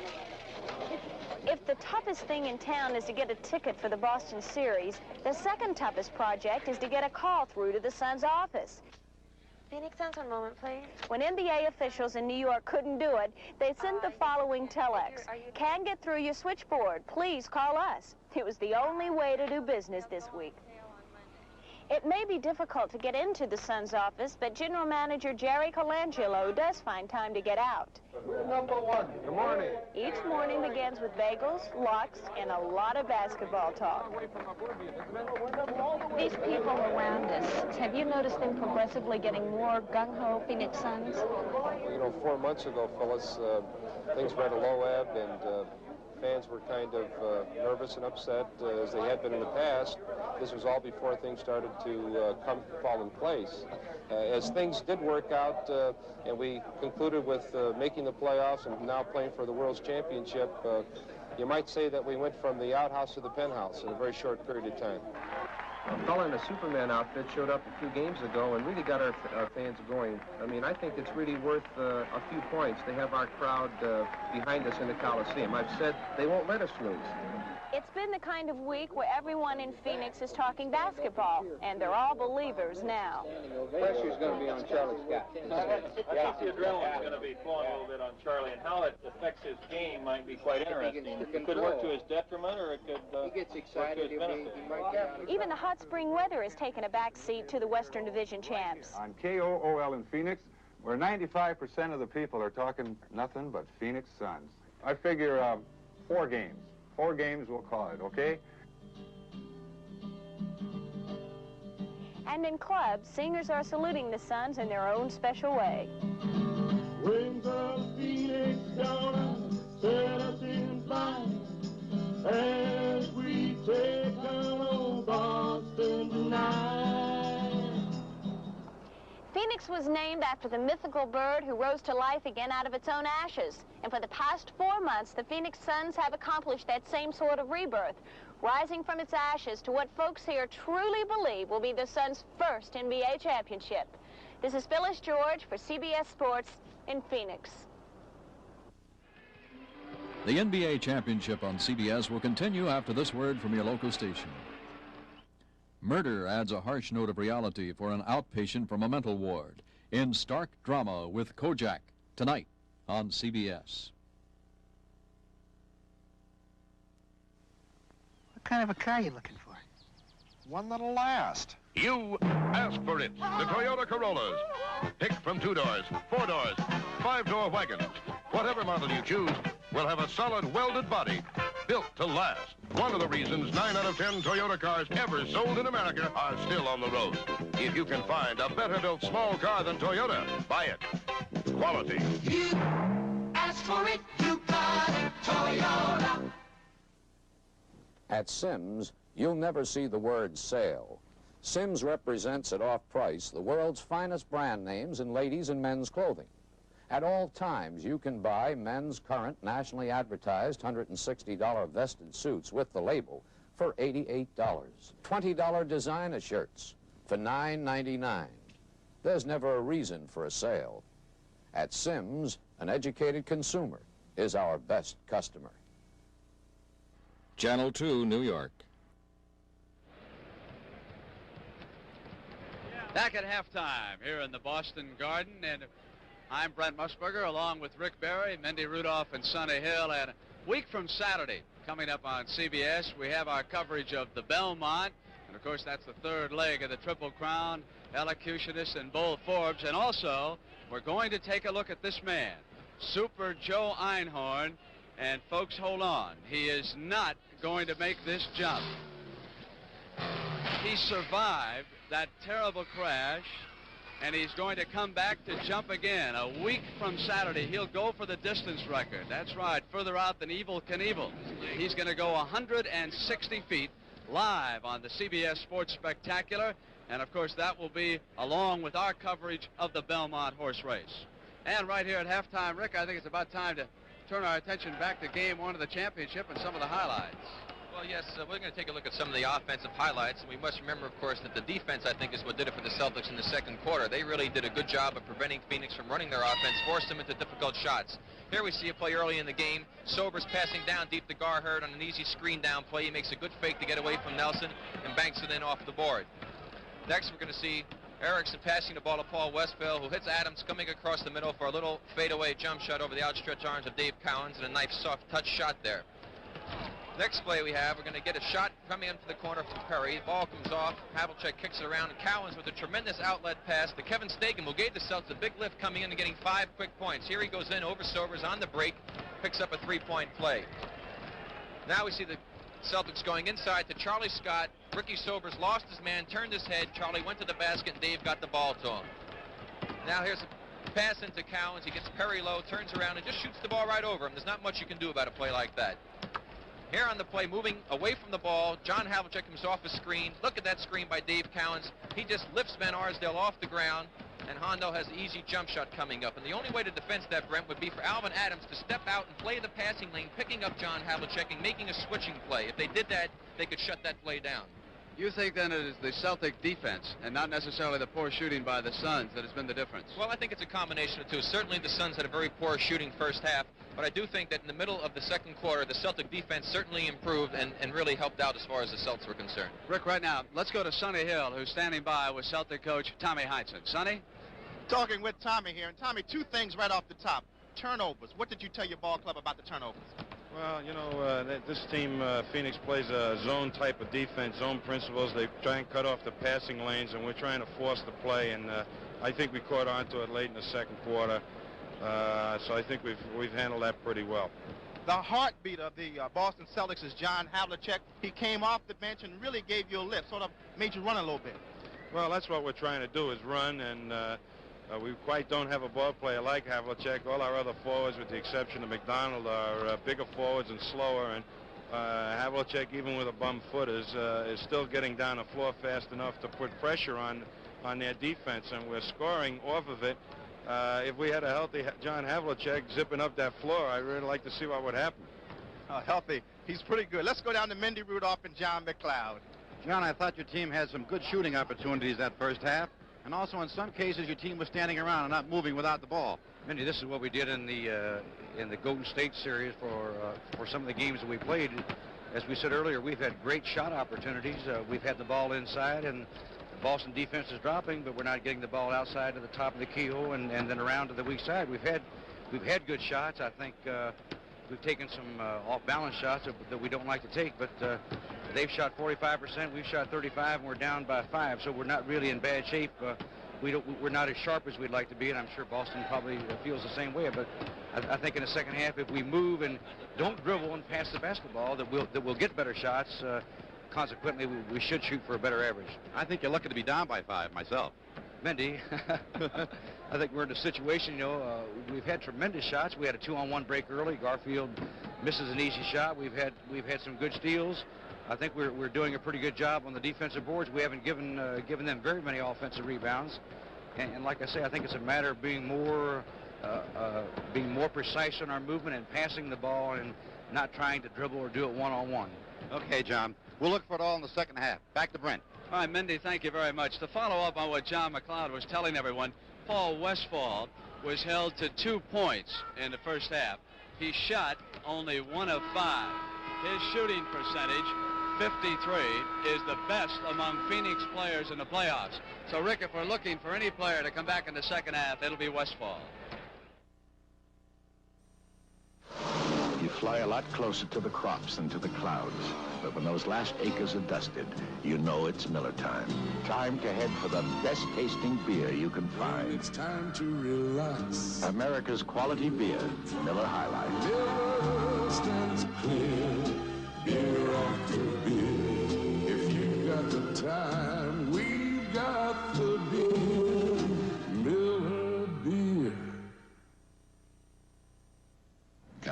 Granada matched the smoothness of a $12,000 car, a series of test comparisons were made at various speeds and surface conditions between a Cadillac Seville, a Mercedes-Benz 280, and a Ford Granada.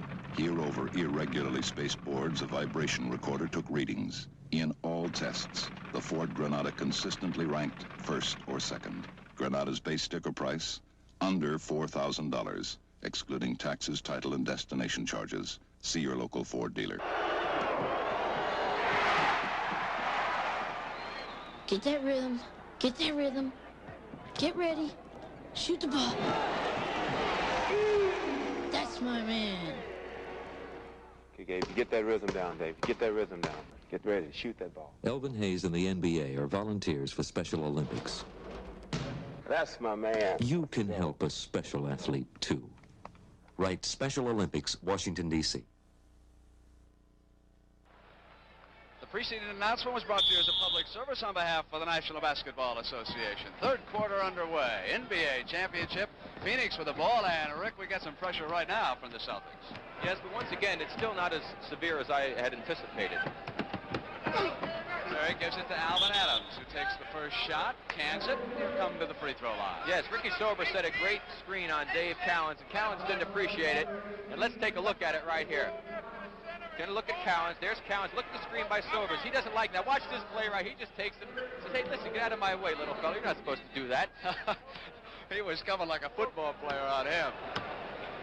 One interesting statistic, Brent, is the fact that neither team scored on a fast break opportunity in the second quarter, and that is not Celtic basketball. Not at its best. Now it's a two-point Celtic lead, 44-42.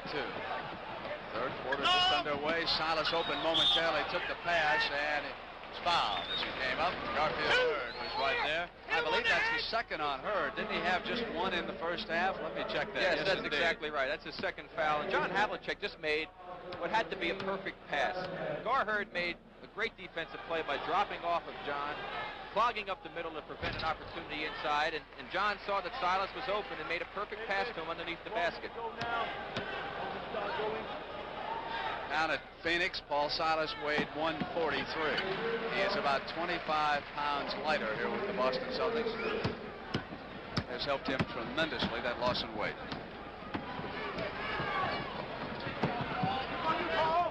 Alvin Adams against Cowens. Off the iron, Celtics come back down, leading it by 4. It's White with control. Cowens moves the ball to Havlicek, and Hondo left all alone to his own design. That's what the game's all about. Move the basketball. It's a lot easier to move the ball than it is your body or putting it on the floor. And they got it to the open man, and John has been responding quite well in this game. Here's Perry inside of Charlie Scott. Now he's alone. Couldn't put it down.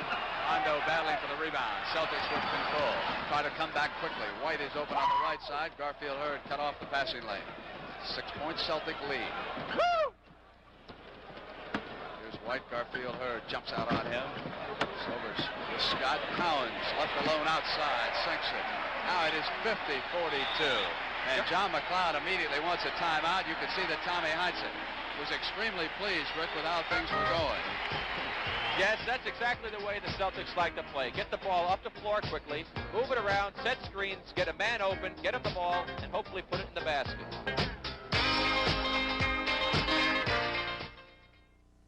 The man is golfer Johnny Miller. The look is Johnny Miller menswear. The idea is a very smart one. At Sears, you buy each piece separately, then put together the outfits that suit you. The patterns, the solid colors all work together handsomely and at sensible prices. Johnny Miller menswear. It's a very together look. And that's America style. Exclusively in selected larger Sears stores. The Pony Express, nearly 2,000 tough miles from Missouri to California. That took guts. It still does, the kind built into this tire, the Sears Road Handler. We retrace the rugged, historic route of the Pony Express to show you how tough it is. Road Handler from Sears. It's the tire that took on the route of the Pony Express and made it. Our widest radial design with more steel than before. The Road Handler, Sears' best steel-belted radial. Only at Sears. Thursday night at 9 and Sunday at 1:30, the fight for the NBA championship continues when the surprising Phoenix Suns, led by the NBA Rookie of the Year, Alvin Adams, take on Dave Cowens and the explosive Boston Celtics. That's Thursday at 9 p.m., Sunday at 1:30 p.m. Eastern. Foul situation looks like this. Erickson with 4 over on the Suns bench. Cowens 3, Scott 3, and Nelson 3. I think that one more foul on Dave Cowens is going to create a very interesting coaching problem for Tommy Heinsohn. Well, here come the Suns, and it is Alvin Adams. Puts the ball on the floor and brings it right across. Takes the pass back, waits for the guards to cut. Westphal gets inside, forces up the left-handed hook. Ball knocked out of bounds by the Celtics. That's great hustle by Dave Cowens. He was guarding the man driving Paul Westphal, recovered and came back to almost get the rebound. No. 50-42. Celtics lead it.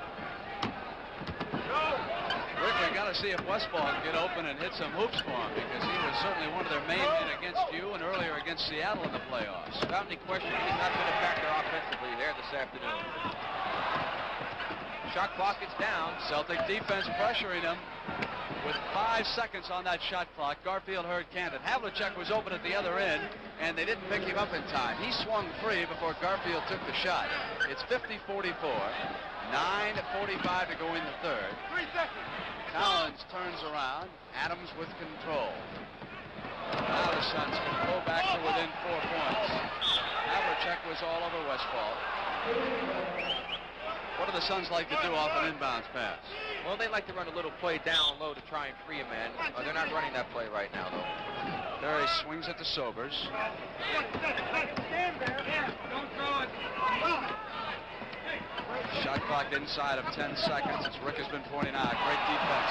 Curtis Perry had Havlicek down and couldn't hit it. White with control. High dribble.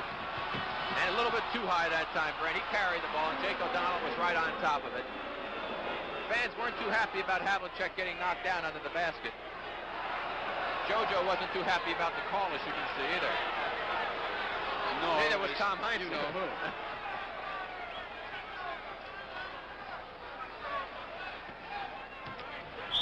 Cowens slopped out, and that's it on Alvin Adams. That is a very big foul in this basketball game. 4 fouls now on Dave Cowens. So he slapped Adams, and they pick it up right now. With 9:11, Rick, he's got the 4. Here's Perry back out to Westphal. There's the good movement John McLeod wanted. They got the ball back to the open man, but Paul still pulled from outside. Havlicek. John Havlicek coming off a double screen down low. Gar Hurd made good anticipation, almost intercepted the pass. 8 minutes and 40 seconds to play in the third quarter. It's 52-44. Scott with control, and Ricky Sobers came back up and fouled it. That is going to be a backcourt foul on Ricky Sobers. Let's watch the shot coming up here. Once again, Alvin Adams not taking a lot of time, a little bit far out for him. Rebound by Scott. Sobers over his back, according to Daryl Garrettson. There wasn't what you would call a really obvious foul.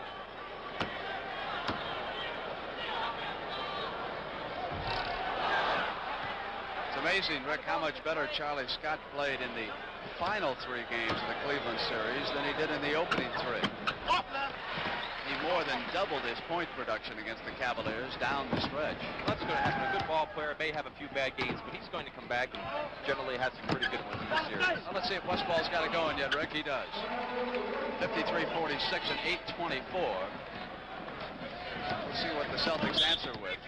He carried it a second time. JoJo White has turned it over twice in this quarter. You know, the Suns don't lose contact. No, they don't. They just hang right in there. They don't lose their poise, and they're not about to feel that the game is over just because a team like the Celtics makes a little bit of a run at them. Red's not going to be happy with JoJo. He did that dribbling halftime deal, and he carried the ball twice already. They have Pete Maravich at halftime. JoJo wasn't watching, though. He was busy. Sobers. Pump shot is short, knocked away by Cowens. Back to Ricky. The rookie comes up. It's 53-48. That's a break for the Suns. They're getting that ball back. No, JoJo did the dribbling with Red, and he's carried it twice, so Red's going to be upset with him. Oh, Alvin, two-man game. Get over here, Garfield. You can hear Al Bianchi yelling in the background as we pick him up. White. Off, Silas was battling. Got away from him, and Sobers brings it up on the dribble. Fine move by Ricky Sobers. The parry, and it goes down. Ricky Sobers just made a really great play. JoJo White committed, got out of the play. Sobers continued to penetrate, got the defensive man to come to him behind the back pass. So, Rick, it's a 3-point Celtic lead as the Suns battle in this game 1 of the NBA championship. You see how Alvin Adams, he kind of plays Cowens at the side, Rick, and then slaps at the ball. Yes, he does. He has good quickness, good anticipation, and if the pass isn't just right, he can get his hands on a lot of balls. 7:20 on the clock. The Celtic coach Tommy Heinsohn. And Ricky Sobers intercepted that pass and brings it right back. Got away from him, hit last by Boston. And the Suns can pull to within 1 point if they can hit here. We've got 7:13 to go in the third quarter. Game 2 of this series on CBS Thursday night. We can go a possible 7, and all 7 games will be carried on CBS Live. Sobers is getting that same adrenaline flowing that he had against us. He gets going and hits a couple baskets, and he really does a lot of things, and that's 8 straight points for the Phoenix Suns right now, and they've closed the gap to 1, and I think they have an excellent opportunity of putting a little pressure on the Celtics. They just hang in there and hang in there all the time.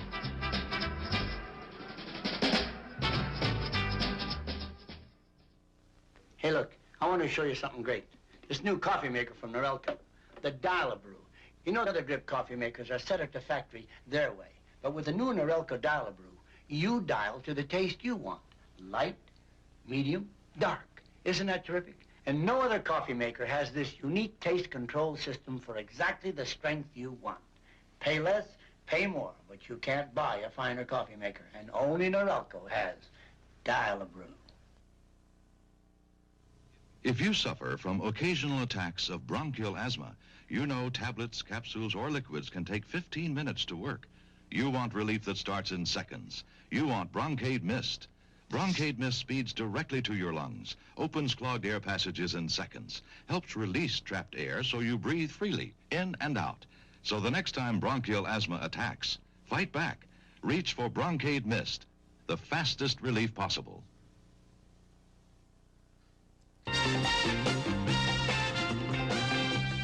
Next Saturday at 4:30, Sunday at 4, Jack Nicklaus heads a star-studded field when CBS Sports presents the $200,000 Memorial Tournament from Muirfield Village, Ohio.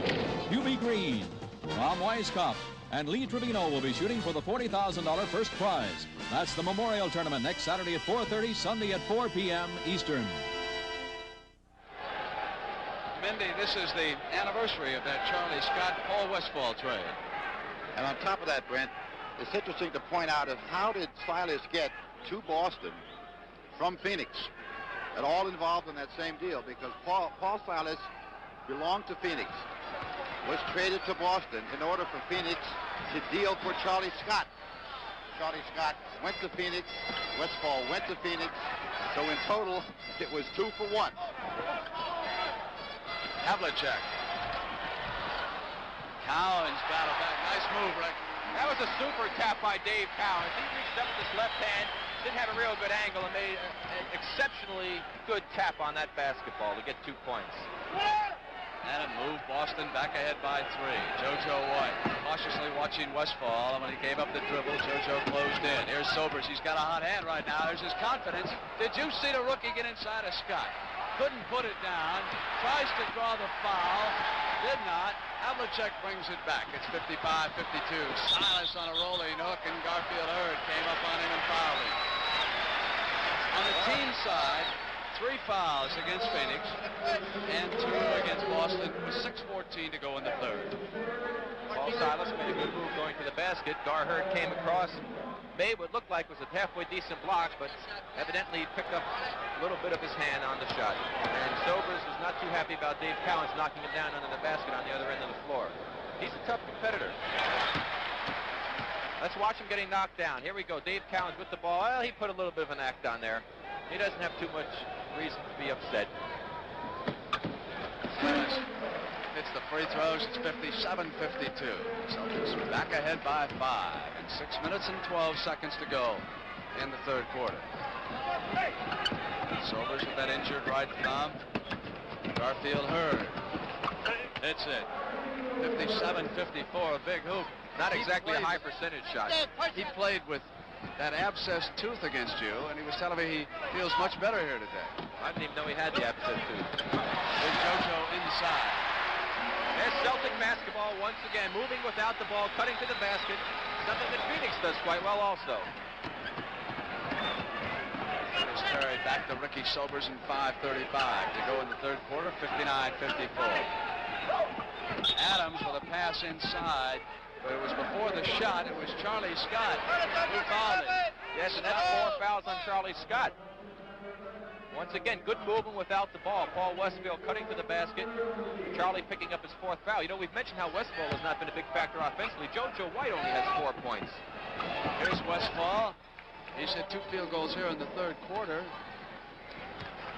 Right, JoJo has only gotten 4, and he's averaged around 20 points a game for the Celtics during the playoffs. He was their most consistent offensive performer against Cleveland by far. 59-56. Inside to Cowens. Alvin Adams got caught watching the basketball, lost his man. Cowens went to the hoop. Easy 2 points. Mistakes like that really hurt. 4:59. Here's the rookie right back with a field goal. Shut him down! Little picking up a little bit as far as the tempo of the game, getting a little bit quicker up and down the floor for both teams. Here's Charlie Scott off to Havlicek. 61-58, 4:39 to play in the third. Sobers taking Scott, so White shoots it outside. Charlie could not get open inside. Suns are having a lot of problem with screen downs by the guard, coming around that pick by the forward, and they're going to have to switch that and stop that shot coming off, because Havlicek scored a couple of those until now JoJo White. Keeping the Celtics ahead, too, Rick. It's 5 points, 63-58. Dick Van Arsdale will come in. Shot clock down inside 4. Suns must go to work. Adams takes it himself and cans it. Boy, that really hurts. When you play tough defense for 23 seconds and the guy throws up a tough shot and it goes in, that really hurts. Havlicek. Shot clock down to 10. Adams fronting Cowens. A swing to Charlie Scott, who throws one up outside. And again, it's 5. Same thing happened. Phoenix played good defense that time. Charlie Scott hit a tough shot from the outside with the clock down to about 5 or 4. 3:36 to go in the third. 65-60. Alvin Adams. Give it up to Scott on the pass. One to go through to Sobers. And Scott charges right into Westphal. Westphal goes down. Here we see Charlie Scott taking the ball out of the pack, bringing it up the floor, trying to get that fast break going. Now watch Westphal move over. No question that he blocks on the play. And when we come back, Dick Van Arsdale. We'll check into John McLeod's starting lineup. Rick, a lot of folks have asked me, when is the last rookie center to start an NBA championship? I'll answer that in a moment. AMF presents All Work and No Play makes another dull day. You've got to work to live. But if you live to work, you're only living half a life. AMF says, go, recreate, let your other half live. We make Crestliner boats, Roadmaster bicycles, Harley-Davidson motorcycles. We make weekends. And weekends make work a lot easier to live with. State Farm agent Doug Mays. We specialize, of course, in the personal lines, meaning the automobile insurance, the fire insurance, the life insurance. They want someone who's professional, someone they can have confidence in, and they want to be able to understand what they're buying. State Farm agent Jim Golden. For their family. But most of all, they want someone that they can count on to be there when they need him. And I think most people will find that a State Farm agent's that kind of a guy. State Farm is there.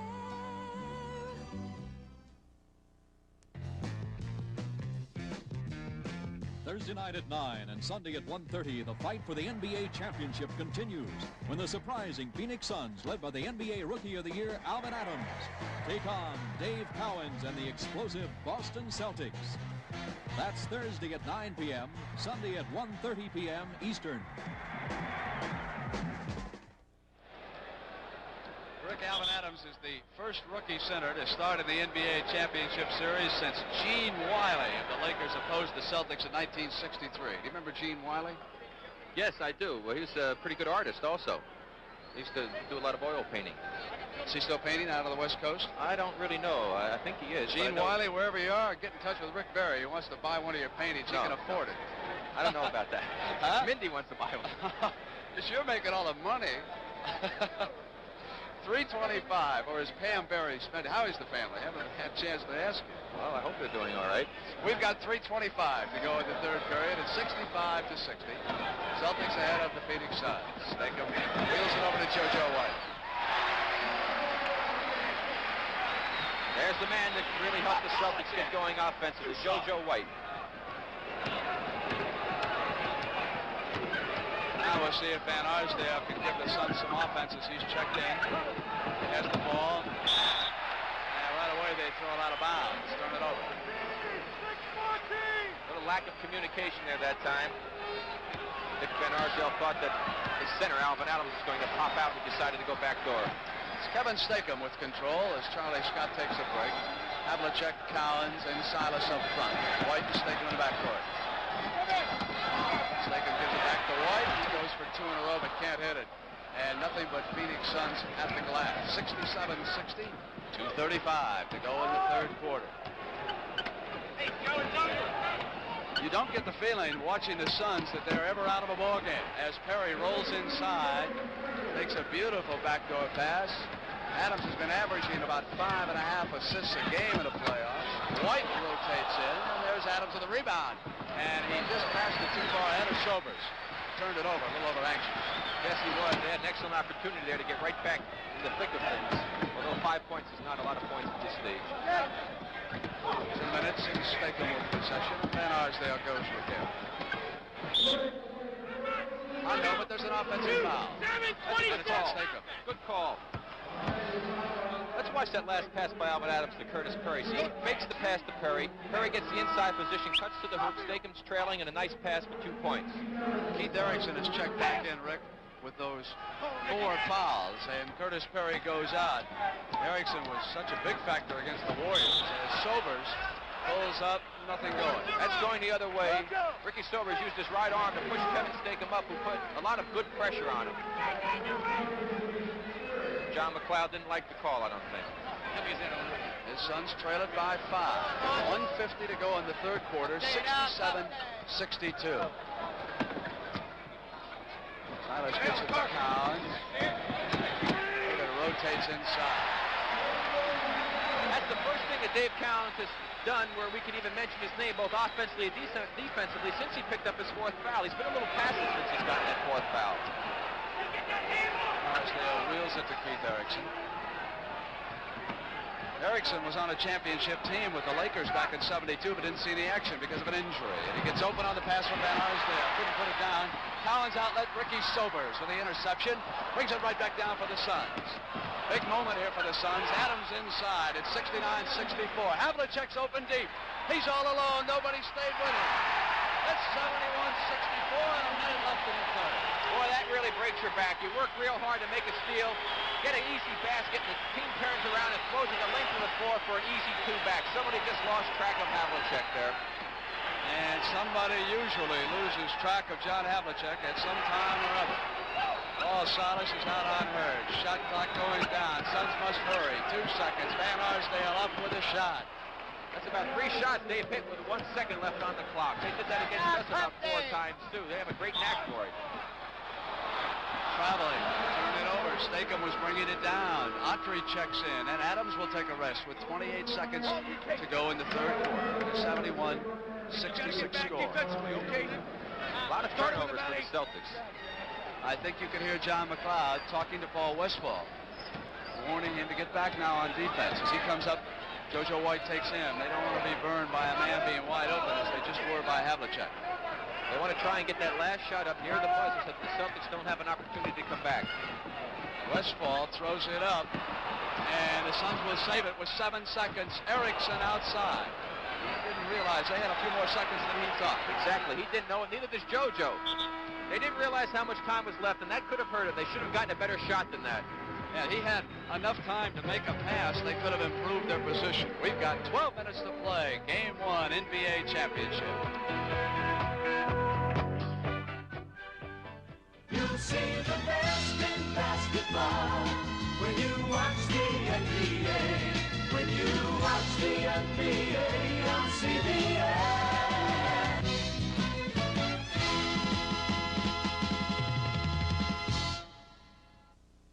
How do people react to the shower massage by Waterpik? Just like a vibrator. Oh, wow. Or else. Ooh, la, la. I feel 10 years younger. Kind of vibrating my muscles like a massage. This is invigorating. Boy, it's exhilarating. If the inventor is single, I'd like to meet him. There's only one shower massage, and it's made by Waterpik. Can I stay in here a little longer? How did Pinto get to be the best-selling wagon in the world? It was easy. Easy on the eyes. That's Pinto Wagon. Easy on gas. Easy to handle, too. Turns tighter than a VW Rabbit. Easy to load and groovy, too. And easy to buy. How did Pinto get to be the best-selling wagon in the world? It was easy. The closer you look, the better we look. At your local Ford dealer. It's adored in Bora Bora. It's the pet of all Peru. It rates great in Guacamora. It's the toast of Timbuktu. It's the hit of all New Haven. A hero in Quebec. The whole world loves world money. Bank America Traveler's Checks.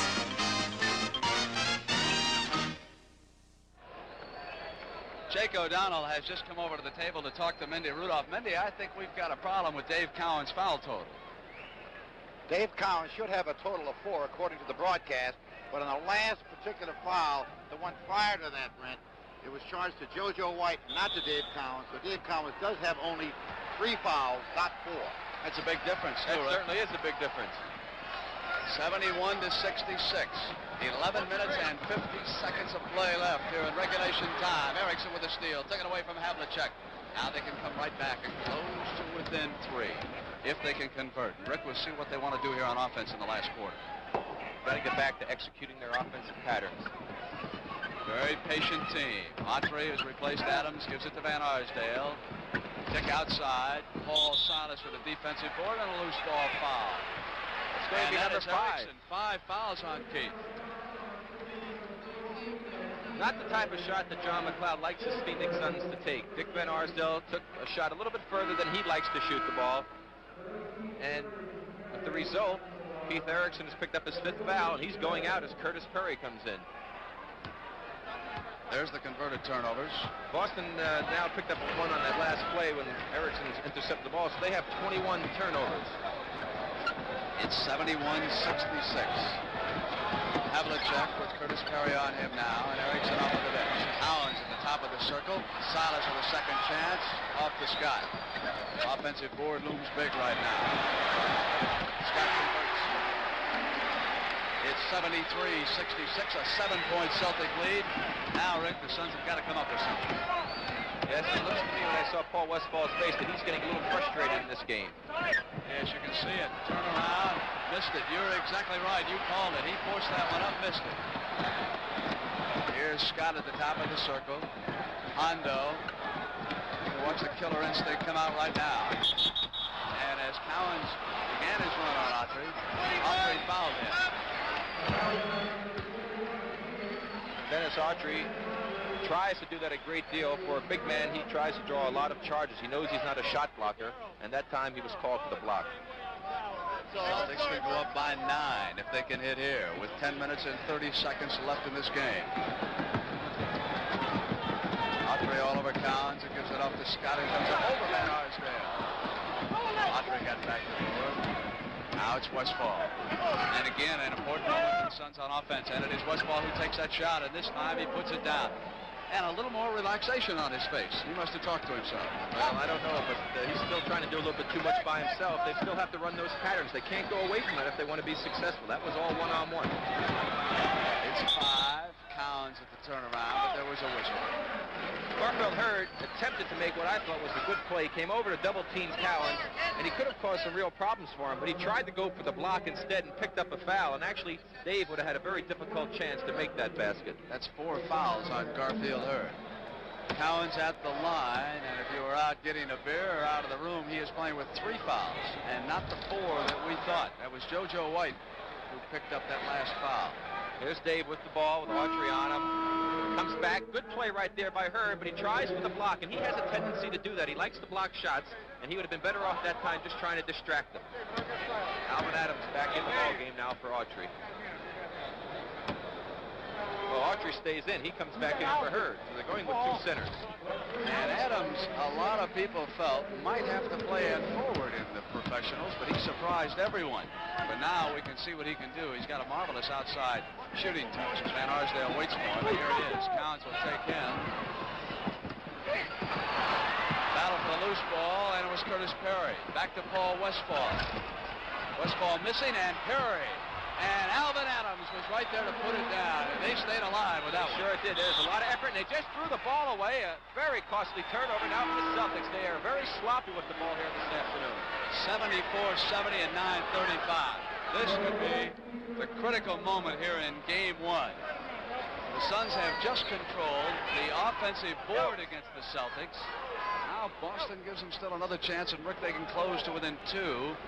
And maybe you're right about Paul Westphal. We'll have to see if he's ready to get this offense moving instead of taking all the shots. Yes, exactly. He's trying to do it by himself, and you can run into a lot of problems like that. If you go away from what you've been successful with all year, you must continue to run those patterns, get everybody involved in the offense. This ball comes inside, up fired, and he's off again. He's hit 1 of his last 4 shots. JoJo White back to Charlie Scott, cross court to Steve Kaburski, who's on the floor on the drive. Won't go down. Autry controlled. So they put Autry and Adams in there to help out rebounding with Perry. Westphal on the drive.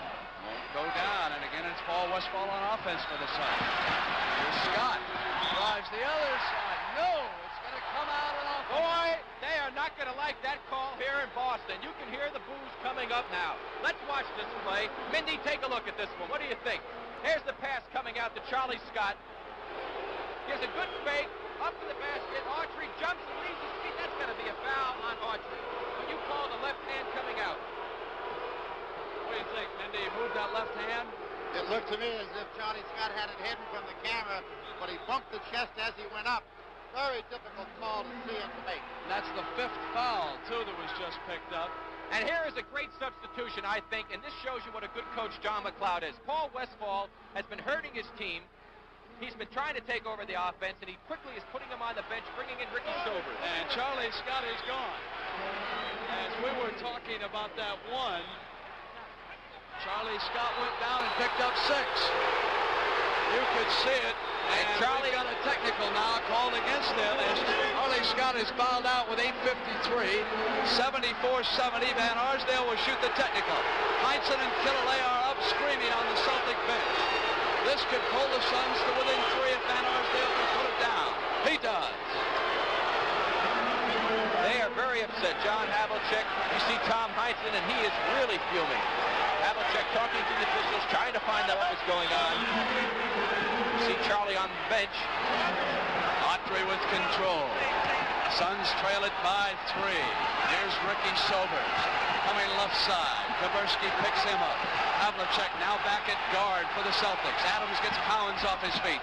Won't go, and it's John Havlicek with a big rebound. Puts the ball on the floor, and back down comes Hondo for the Celtics in 8:33. Cowens to JoJo. White at the line, cut off by Sobers. Comes back to Havlicek. Kaburski's all alone. Silas went up, tipped by Perry to Sobers, and Ricky Sobers is down with it. Suns close to within a point. Big moment right here for Phoenix on offense. It's a very anxious moment, but there's a lot of time left, and they've got to still go back to their offense. They can't get carried away with the emotions. Offensive foul screen this time by Curtis Curry. Let's watch the play coming up. There you see Perry going down on the screen down play with the center. Now watch him move over into JoJo White, and that was the foul. Second foul on Curtis, too, Rick, with 8 minutes and 10 seconds to go. 7-4-71. Charlie Scott has fouled out of this game. 7th time in 13 playoff games that he has fouled out, and that is an NBA record. JoJo White. 76-71. They've got to jump that. They must send the man who set the screen. That defensive man must go out on JoJo. You can't give him that type of shot. 7:45 left on the clock. Autry waits for Perry, who takes the shot at the line. Tough shot. That's not Curtis Perry's best shot, but he came through when needed. Pulled him within 3, Rick. And there's JoJo, who came right back down and drew the foul as he drove toward the hoop. Garfield Hurd will check back into the game. And Autry is going to go out.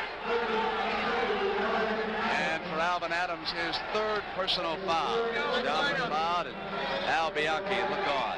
JoJo White saw a little opening and took advantage of it and went to the basket, and that's where you want to get, inside. Rick, I noticed that Charlie Scott did not find openings, and as you know, he's one of the better guards in the NBA at picking up that daylight and driving to the glass. Phoenix very conscious of that, apparently. Yes, exactly. They kept him out of the middle very well, I thought. And where they got hurt a little bit was with the cuts off the ball and Towns passing it down. Sobers bringing it up, 78-73. 5-point Celtic lead. And you can see the showtime, and it's an offensive foul against Sobers. Got a little too fancy, Ricky Sobers trying to do a little bit too much with the ball. Again, a lot of one-on-one. He's trying to lull Paul Silas to sleep, gives him a little fake. Paul doesn't go for it, moves over, picks up the offensive foul. 7-10 left in game 1 of the NBA championship. And Arsdale almost jumped out, didn't he? Collins with a miss. And the Suns again. Still very impressed by the great job that the Suns are doing on the defensive board, not allowing the Celtics that many opportunities on the 2nd and 3rd tries. Phoenix wants a timeout, and that gives Ricky Sobers an opportunity to tell referee Darryl Gerritsen that he was not too pleased with that last offensive call. I'll tell you, you got to admire the Suns, win or lose this one. They stay tough. George Caparo's 74 Chevrolet gets better mileage now than it got before. Because George got better mileage by the box. A box of Champion spark plugs. We've been checking cars like George's all over the country, proving that a fresh set of Champion spark plugs alone can improve mileage and performance. If you want better mileage, remember, now you can buy it by the box. Don't waste another gallon. Fill her up with Champions.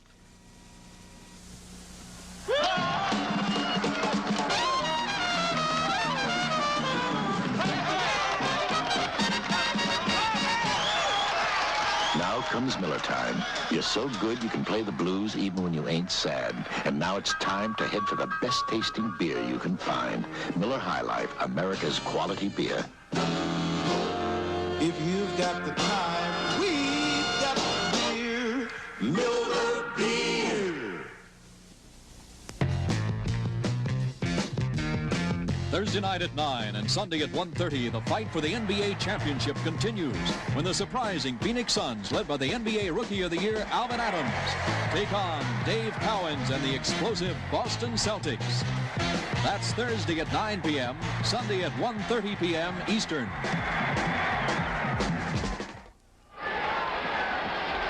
Brent Musburger along with Rick Barry, Mindy Rudolph, and Sonny Hill. And Mindy, what about the foul situation with 6:57 to go? For the Boston Celtics, Ben, JoJo White with 2, Dave Cowens with 3, Don Nelson with 3, Paul Silas with 2. On the Phoenix Suns side, Ricky Sobers with 4, Keith Erickson, who's been ineffective because of early foul trouble, with 5, and Garfield Hurd with 4. Phoenix with the ball, Adams with it right now, and 78-73 Celtics lead them. Of course, the all-important team fouls, 4 for the Suns, only 1 for the Celtics. Garfield Hurd up firing at the buzzer again, Rick, about the 4th time in this game, and JoJo White applies offensive pressure. Havlicek is in the backcourt because Charlie Scott has fouled out. So John Havlicek hoped to receive more rest on that injured left foot than he received during game 1. This could be a factor as the series continues. Collins gives it over to JoJo. Good movement again by the Celtics, getting a good opportunity shot by their best shooter. And Rickett puts them up by 7 with 6:05 to go. You can watch the Celtic defense work against that shot clock. Perry. Silas down with it. And suddenly the Celtics can go up by 9. So without Charlie Scott on the floor, perhaps Phoenix relaxed a little bit. Then again, perhaps the Celtics got a little tougher. Here's Collins. That one's not there, but it is Silas who controls, and Havlicek wheels. And Keith Erickson will come back as JoJo White puts them up by 9. That now matches the biggest lead of the game by the Celtics, which was 9 points at 73 to 64. That's 8 straight points to JoJo. And 5:28 to go, and now it's 82-75. Going to have a timeout here with 5 minutes, 21 seconds still left in regulation time. That's a surprising timeout. The Celtics seem to be going quite well, and it was a Celtic timeout, and I would thought they would want to keep the momentum going.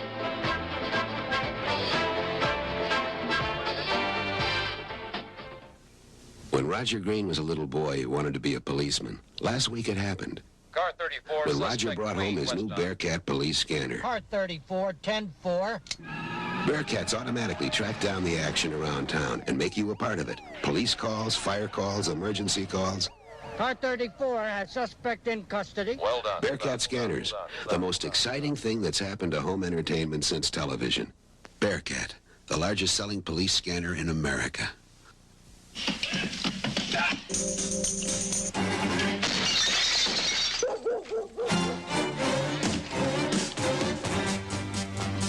Hager Expandomatic Slacks with a comfortable inside elastic waistband that bends as you bend, stretches as you stretch. Hager Expandomatic Slacks of premium quality Dacron polyester double knit from only $18 for the active man. Thanks, Hager. America's best known name in slacks. This is a commercial for Goodrich Radial Tires. What do I know about tires? I'm a woman. I know about charge cards. Look at that. It's a perfect fit. The point is, most people don't know about tires. Did you know that tires wear out unevenly and quickly if your wheels are out of alignment? Even Goodrich Radials. That can cost you more than money. What we don't know about tires can hurt us. So it's a good thing someone is telling us. Thank you, Goodrich. As a mother, I say thank you. Selling great tires isn't enough. B.F. Goodrich, the other guys. Mindy, you had an observation about Charlie Scott fouling out. When Charlie Scott fouled out, the Celtics were up by 3. You've talked about the absence of Charlie Scott on the court. I question this, Brent. Is it the absence of Charlie Scott on the bench, or is it possibly the psychological lift that he gave his club with the technical foul call against him that sometimes has a lift, that sometimes gets teams to play a little tougher? 5 minutes and 10 seconds left in regulation time. Havlicek going inside, and it was Alvin Adams who stepped there in front of JoJo White and back knock on the Suns. Sobers with control, gives it up to Erickson. Erickson with those 5 fouls and a missed opportunity, and back knock on the Celtics. And Dave Collins has played all the way in game 1. John Havlicek has been on the floor for more minutes than he's logged in quite a while. Sobers brings it back. Lead pass to Alvin Adams. Crowd thought he took an extra step. Erickson off to Sobers. Over to Alvin Adams, and the Rookie of the Year, who's already scored 22. Did you see him charge and hustle in on it? And the Suns control because of hustling Alvin Adams. And Garfield Hurd drives baseline to put it in. And he was called for stepping on the baseline out of bounds, and that really hurts Phoenix. Let's watch him go here. Ball bounces out. He picks it up, makes his move to the basket. You see his left foot right there. He stepped on the end line. 82-75 on the scoreboard. Versky working against Erickson. Adams with control, and has he come alive here in the last 6 minutes? Phoenix has had the opportunities, but they can't get the ball in the basket. Here's Sobers. Won't stay. Hustles over. Second opportunity again, Rick, just as you pointed out. One chance after another. Hurd off the front of the iron, so they can't hit either of their opportunities. JoJo White breaks open ahead of Van Arsdale. And what happened on that play is Dick Van Arsdale was wide open in the corner. Garfield Hurd did not pass the ball to him, and instead of getting back on defense, Dick sulked a little bit. He was upset because he didn't get the ball. JoJo White beat him down the floor for the basket. 84-75, 9-point lead. Van Arsdale takes a shot this time. They should have given him the ball, Rick. I agree with you. I think he should have given the ball. Garfield is not as good a shooter as Dick is. He was wide open. That's his shot from the side, and he didn't get it. And he was disappointed, and it cost him a basket. JoJo White has gotten 10 straight points for the Celtics. He's carried them. Silver's all over him, and he fouled him. That's the bonus. And the 5th foul on Ricky Silvers as Paul Westphal comes in. And Silvers will take a break with those 5 fouls.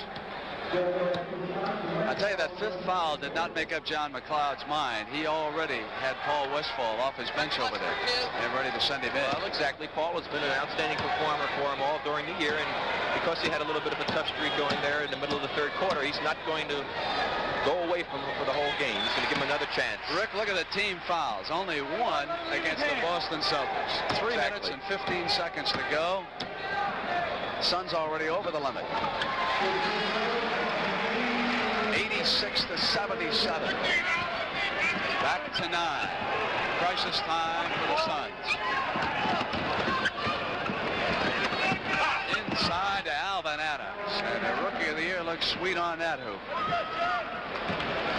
Good execution that time by the Suns. They set a lot of good screens and had good movement off the ball. 2:54. JoJo back to Silas, who crashes in. Cowens with control. Back from the Suns. It's 88-79 and 2:44 left. Erickson waits for Garherd. Here's Van Arsdale. Van Arsdale pops one up. Havlicek fouled him, and John McLeod's going to take a timeout with 2:31 to go. Well, there's no question that they're going to have to figure out some way to stop this Celtic attack, especially JoJo White, who has 18 second-half points and has been the man to carry the Celtics. Dave Cowens, of course, came on to help him with 2 points there on the second effort, and those are the shots that really hurt you when you get down to the wire. Those second opportunities and getting them back in the basket. Rick, at halftime, we made the observation that Paul Westphal had scored but 2 points. JoJo White had scored but 2, so it is JoJo who came on and picked up his offense. Without any question, and Paul tried to do a little bit too much, and he wasn't able to get going, and it's been a situation where JoJo got going, Paul didn't. That's been the difference right now as far as the offensive end of the game is concerned. And I think that, of course, Boston has to feel pretty good. They let Phoenix play their game in the first half. Phoenix took 46 shots to Boston's 40, and that's very unusual. Normally, the Celtics are the type of team that takes maybe 8, 10, 12 shots more in a half than the opposition. Rick, what do you see here that Phoenix might be able to do to generate a little more offense? I know it's tough when the ball's not falling for you. Well, they are sticking to their patterns, except for that stretch when Paul was trying to do a little bit too much. But the ball, as you say, is not dropping in the basket for them. They have just had a very poor shooting night, shooting afternoon, and it's really cost them dearly. They have just not been able to capitalize on a very sloppy Celtic team in the first 3 quarters. Games 2 and 3 of this series. Thursday night here in the Boston Garden, and the next Sunday we will move down to Phoenix. And all of the games, if we go 7, will be carried here on CBS. Last year, of course, was Rick Barry and the Golden State Warriors, who shocked the Washington Bullets. And I might add, shocked me with that 4-game sweep too, big guy. 88-79. That was some series.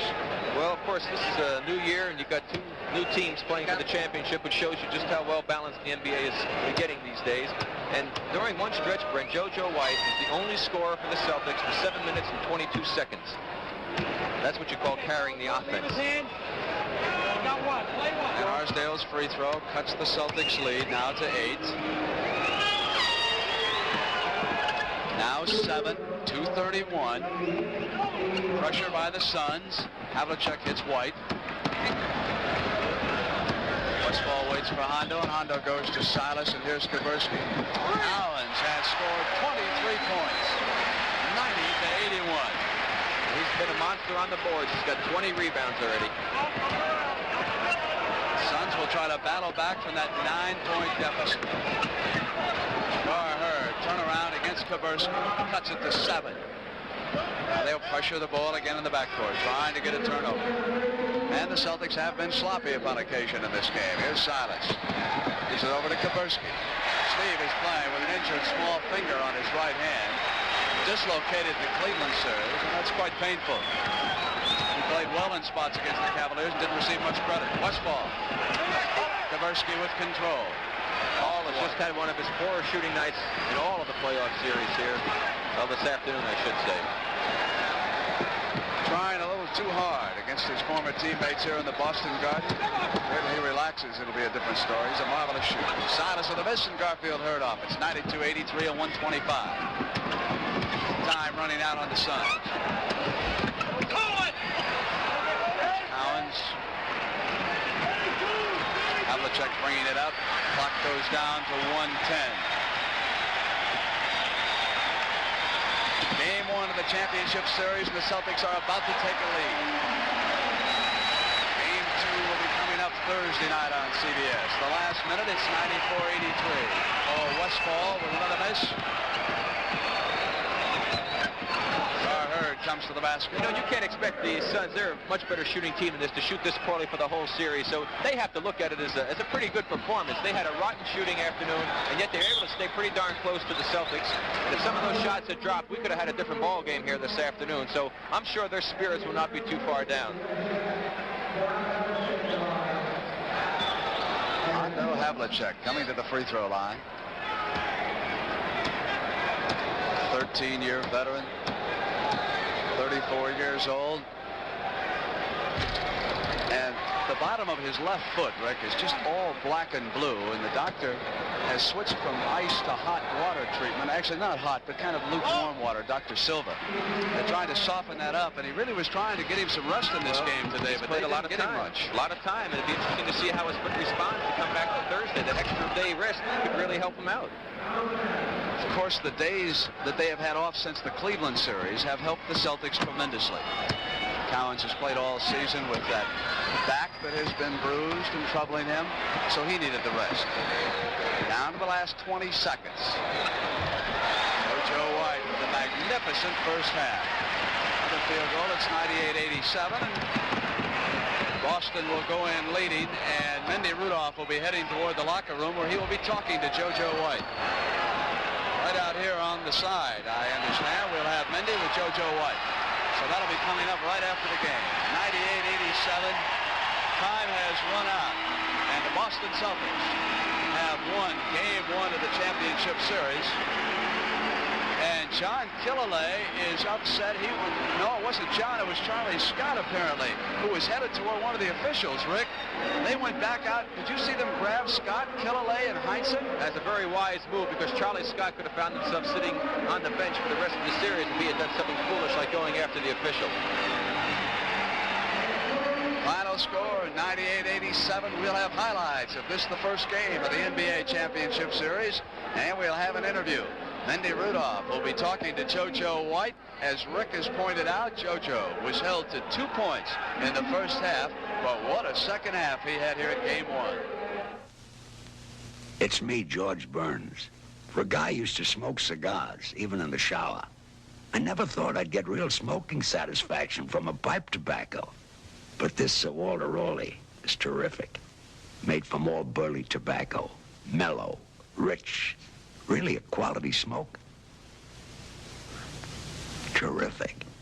And the pouch matches my shower curtains. The quality pipe tobaccos of America. The conventional small car. Here's what AMC did to give you more small car. We made it wider so you get more room. We put in an isolated suspension system for a smooth ride and rack and pinion steering for precise handling. It's got far more visibility, bigger doors, and a wide hatch. This is the AMC Pacer, and it's everything a small car never was. Can't hear you. All right, let's take a look at Charlie Scott over here, Rick, toward the upper left-hand portion of the screen.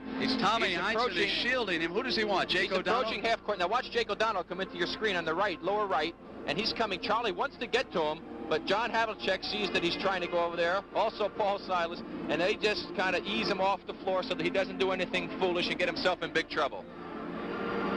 And that was John Killalay, and then Tommy Heinsohn comes over to join out. Right now, let's go down to Mindy Rudolph, who's standing by with JoJo White. Mindy? Just a great second half, JoJo. My congratulations to you. Well, thanks a lot, Mindy. I started out slow, but I didn't take many shots the first half because they weren't there. And the ones that I took, they were, questionable shots, and so my job then was to move the club. And you said they weren't there the first half. Now, what exactly do you mean by that? Well, when I ran the plays for the shots, when I came off to shoot, they weren't there. So I was mainly passing the first half. But the shots showed up the second half, and I was shooting them, and they were going in. It seemed that you picked up the offense when Charlie Scott went to the bench with his sixth foul, and from that point on, you just went on and on and on and kept scoring field goals for your ball club. Well, Charlie was shooting it pretty good, and we were looking for him because whoever was guarding him was sagging in the middle, and it left him open on the outside. And so me handling the ball, I was looking for Charlie quite a bit. Which would you prefer, JoJo? Would you prefer handling the ball? Would you prefer scoring, setting the picks? Well, I'd rather just quarterback, Mindy. I pride myself in being able to do a little bit of everything, but I'd rather just run the club. But on some given nights, I have to shoot the basketball. And you shot it very well the second half. You came up with 18 points. Also, you had 4 assists in that ball game. Well, that's my job, is to do what I have to do in certain situations, and I try and do that. Let me ask you about your defensives now. You had Paul Westphal in a little bit of trouble today. He was forcing his shots. He wasn't scoring like he should in the past playoffs. Was there any particular game plan to defend against Paul Westphal? Well, in playing with Wesley when he was on our team in practice and whatnot, he doesn't like for you to keep your hands on him, and I try and play him a little physical. Oh, let me stop right there. Now, what do you mean by keeping your hands on him? Exactly. But I found some things that bother me, and I try to use them in the game. Tell me about those hands. I want to know about those hands out there. Well, Jake was calling it pretty close. Jake O'Donnell? Jake O'Donnell. He was calling pretty close, and, they tell you not to keep your hands on people, but you try and start out playing a certain way, and then they finally let things go. So with Paul, I try and just keep my hands on him most of the time. It seemed to me as we were watching the game that Paul Westphal got a little irritated. At one time, he got a little irritated with you. I saw him throw an elbow at you, and he also seemed to throw one at Kevin Stakem out there at one point in the game. Well, exactly. This is some of the things that we try to do in games, to try and throw a particular player's game off, and it was successful today, but I look for Thursday them to come out and settle down and be ready to play. Did you speak about John Havlicek with Tommy Heinsohn before the game, of how you're going to use him, of how much ability he had, of how much capability he had in playing on that foot? Well, John is a fantastic athlete, and we just have to play it by ear. If he says he can go, then he'll go. If he feels pretty good, he can go as long as he can go, but, we're trying to watch that foot. JoJo, I tried to get your towel before you came out here, but you didn't get one, so use my handkerchief to wipe off that perspiration, and a lot of good luck during the entire ball game. Now, the one thing that's important is you won the first game of the season, the playoffs, and I think you're headed for a championship. Well, let's hope so, Minnie. It's important to get off to that first game, and by being at home, we had to win. Now, Thursday, we have to try and come out and do the same thing, although we know that we're going to see a different Phoenix club. Best of luck to you. Thanks a lot, Minnie.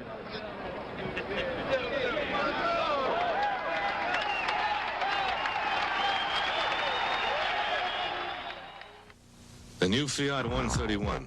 Bigger, more luxurious, more powerful than any Fiat we've ever brought to America. It's designed with a twin overhead cam engine, the same type found in some of the finest sports cars in the world. It's one of 6 sedans in the world with a 5-speed transmission as standard equipment, and it has more standard equipment than many cars costing $2,000 more.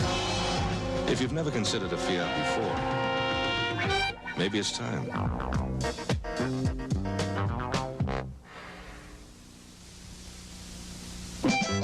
You're in luck when you got a McCulloch chainsaw. McCulloch Lucky Days are here, and that means savings. Buy this Mini-Mac 35 chainsaw and get a weekend woodcutter's kit. Look, carrying case, tool kit, projects booklet, and save $20. See all the McCulloch chainsaw specials during Lucky Days, now through May 31st. You're in luck when you got a McCulloch chainsaw. Back in the Boston Garden, where the Celtics have taken a one-game advantage over the Phoenix Suns. I don't know about Rick, but I was very impressed with the way the Suns hung in there, even though they lost by 11 points, and that brings me to Thursday night, Game 2. Rick, what do you think? Well, I think it's going to be a real fine basketball game. This game wasn't decided until the latter stages of the fourth quarter, and if the Phoenix Suns had had any kind of a shooting afternoon at all, I think that they would have been right in there, right down to the wire. The Celtics, of course, did not play their usual faultless type basketball. They turned the ball over 23 times, and the Suns were not able to capitalize on that. But if the Suns come out and continue to stick with their patterns and are able to control the game for as long as they did in this afternoon's game as far as the tempo of the game is concerned, then I really think that they have an excellent chance if the shots drop for them. And it will be interesting to see exactly how John Havlicek responds with Monday, Tuesday, and Wednesday off. I'm sure that he will not practice at all, or if much at all, with the Celtics for 3 days. I imagine they'll give him a lot of rest. And it should be interesting. Oh, let's now go to Sonny Hill for a report from John McLeod. Sonny? I was talking with John McLeod just briefly in the dressing room, and he pointed out 2 things that he felt his ball club had to do to improve themselves in this series. One, he felt the defense was not as alert as it should have been, allowed the Celtics too many opportunity baskets. Number 2, he felt that the Celtics jump switching, which prevented them to get the inside play they would like to, will be something that he will have to work on. So in the next games, we'll look and see if John McLeod can make those adjustments. Now let's go back to Brent. All right, Sonny, thank you very much. And again, that second game will be coming up Thursday night right here on CBS, 9 p.m. Eastern Time. That's 6 o'clock out in Phoenix. That's 8 o'clock in Chicago. And let's see, that's 7 o'clock in Big Timber, Montana. Game 2, NBA Championship Series. For Mindy Rudolph, Rick Berry, Sonny Hill, this is Glenn Musburger saying so long from the Boston Garden, where that final score again is the Boston Celtics 98 and Phoenix 87.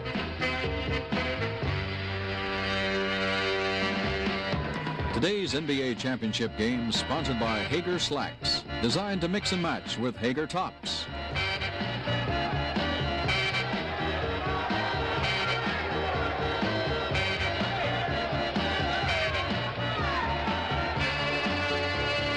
The NBA championship on CBS is a presentation of CBS Sports.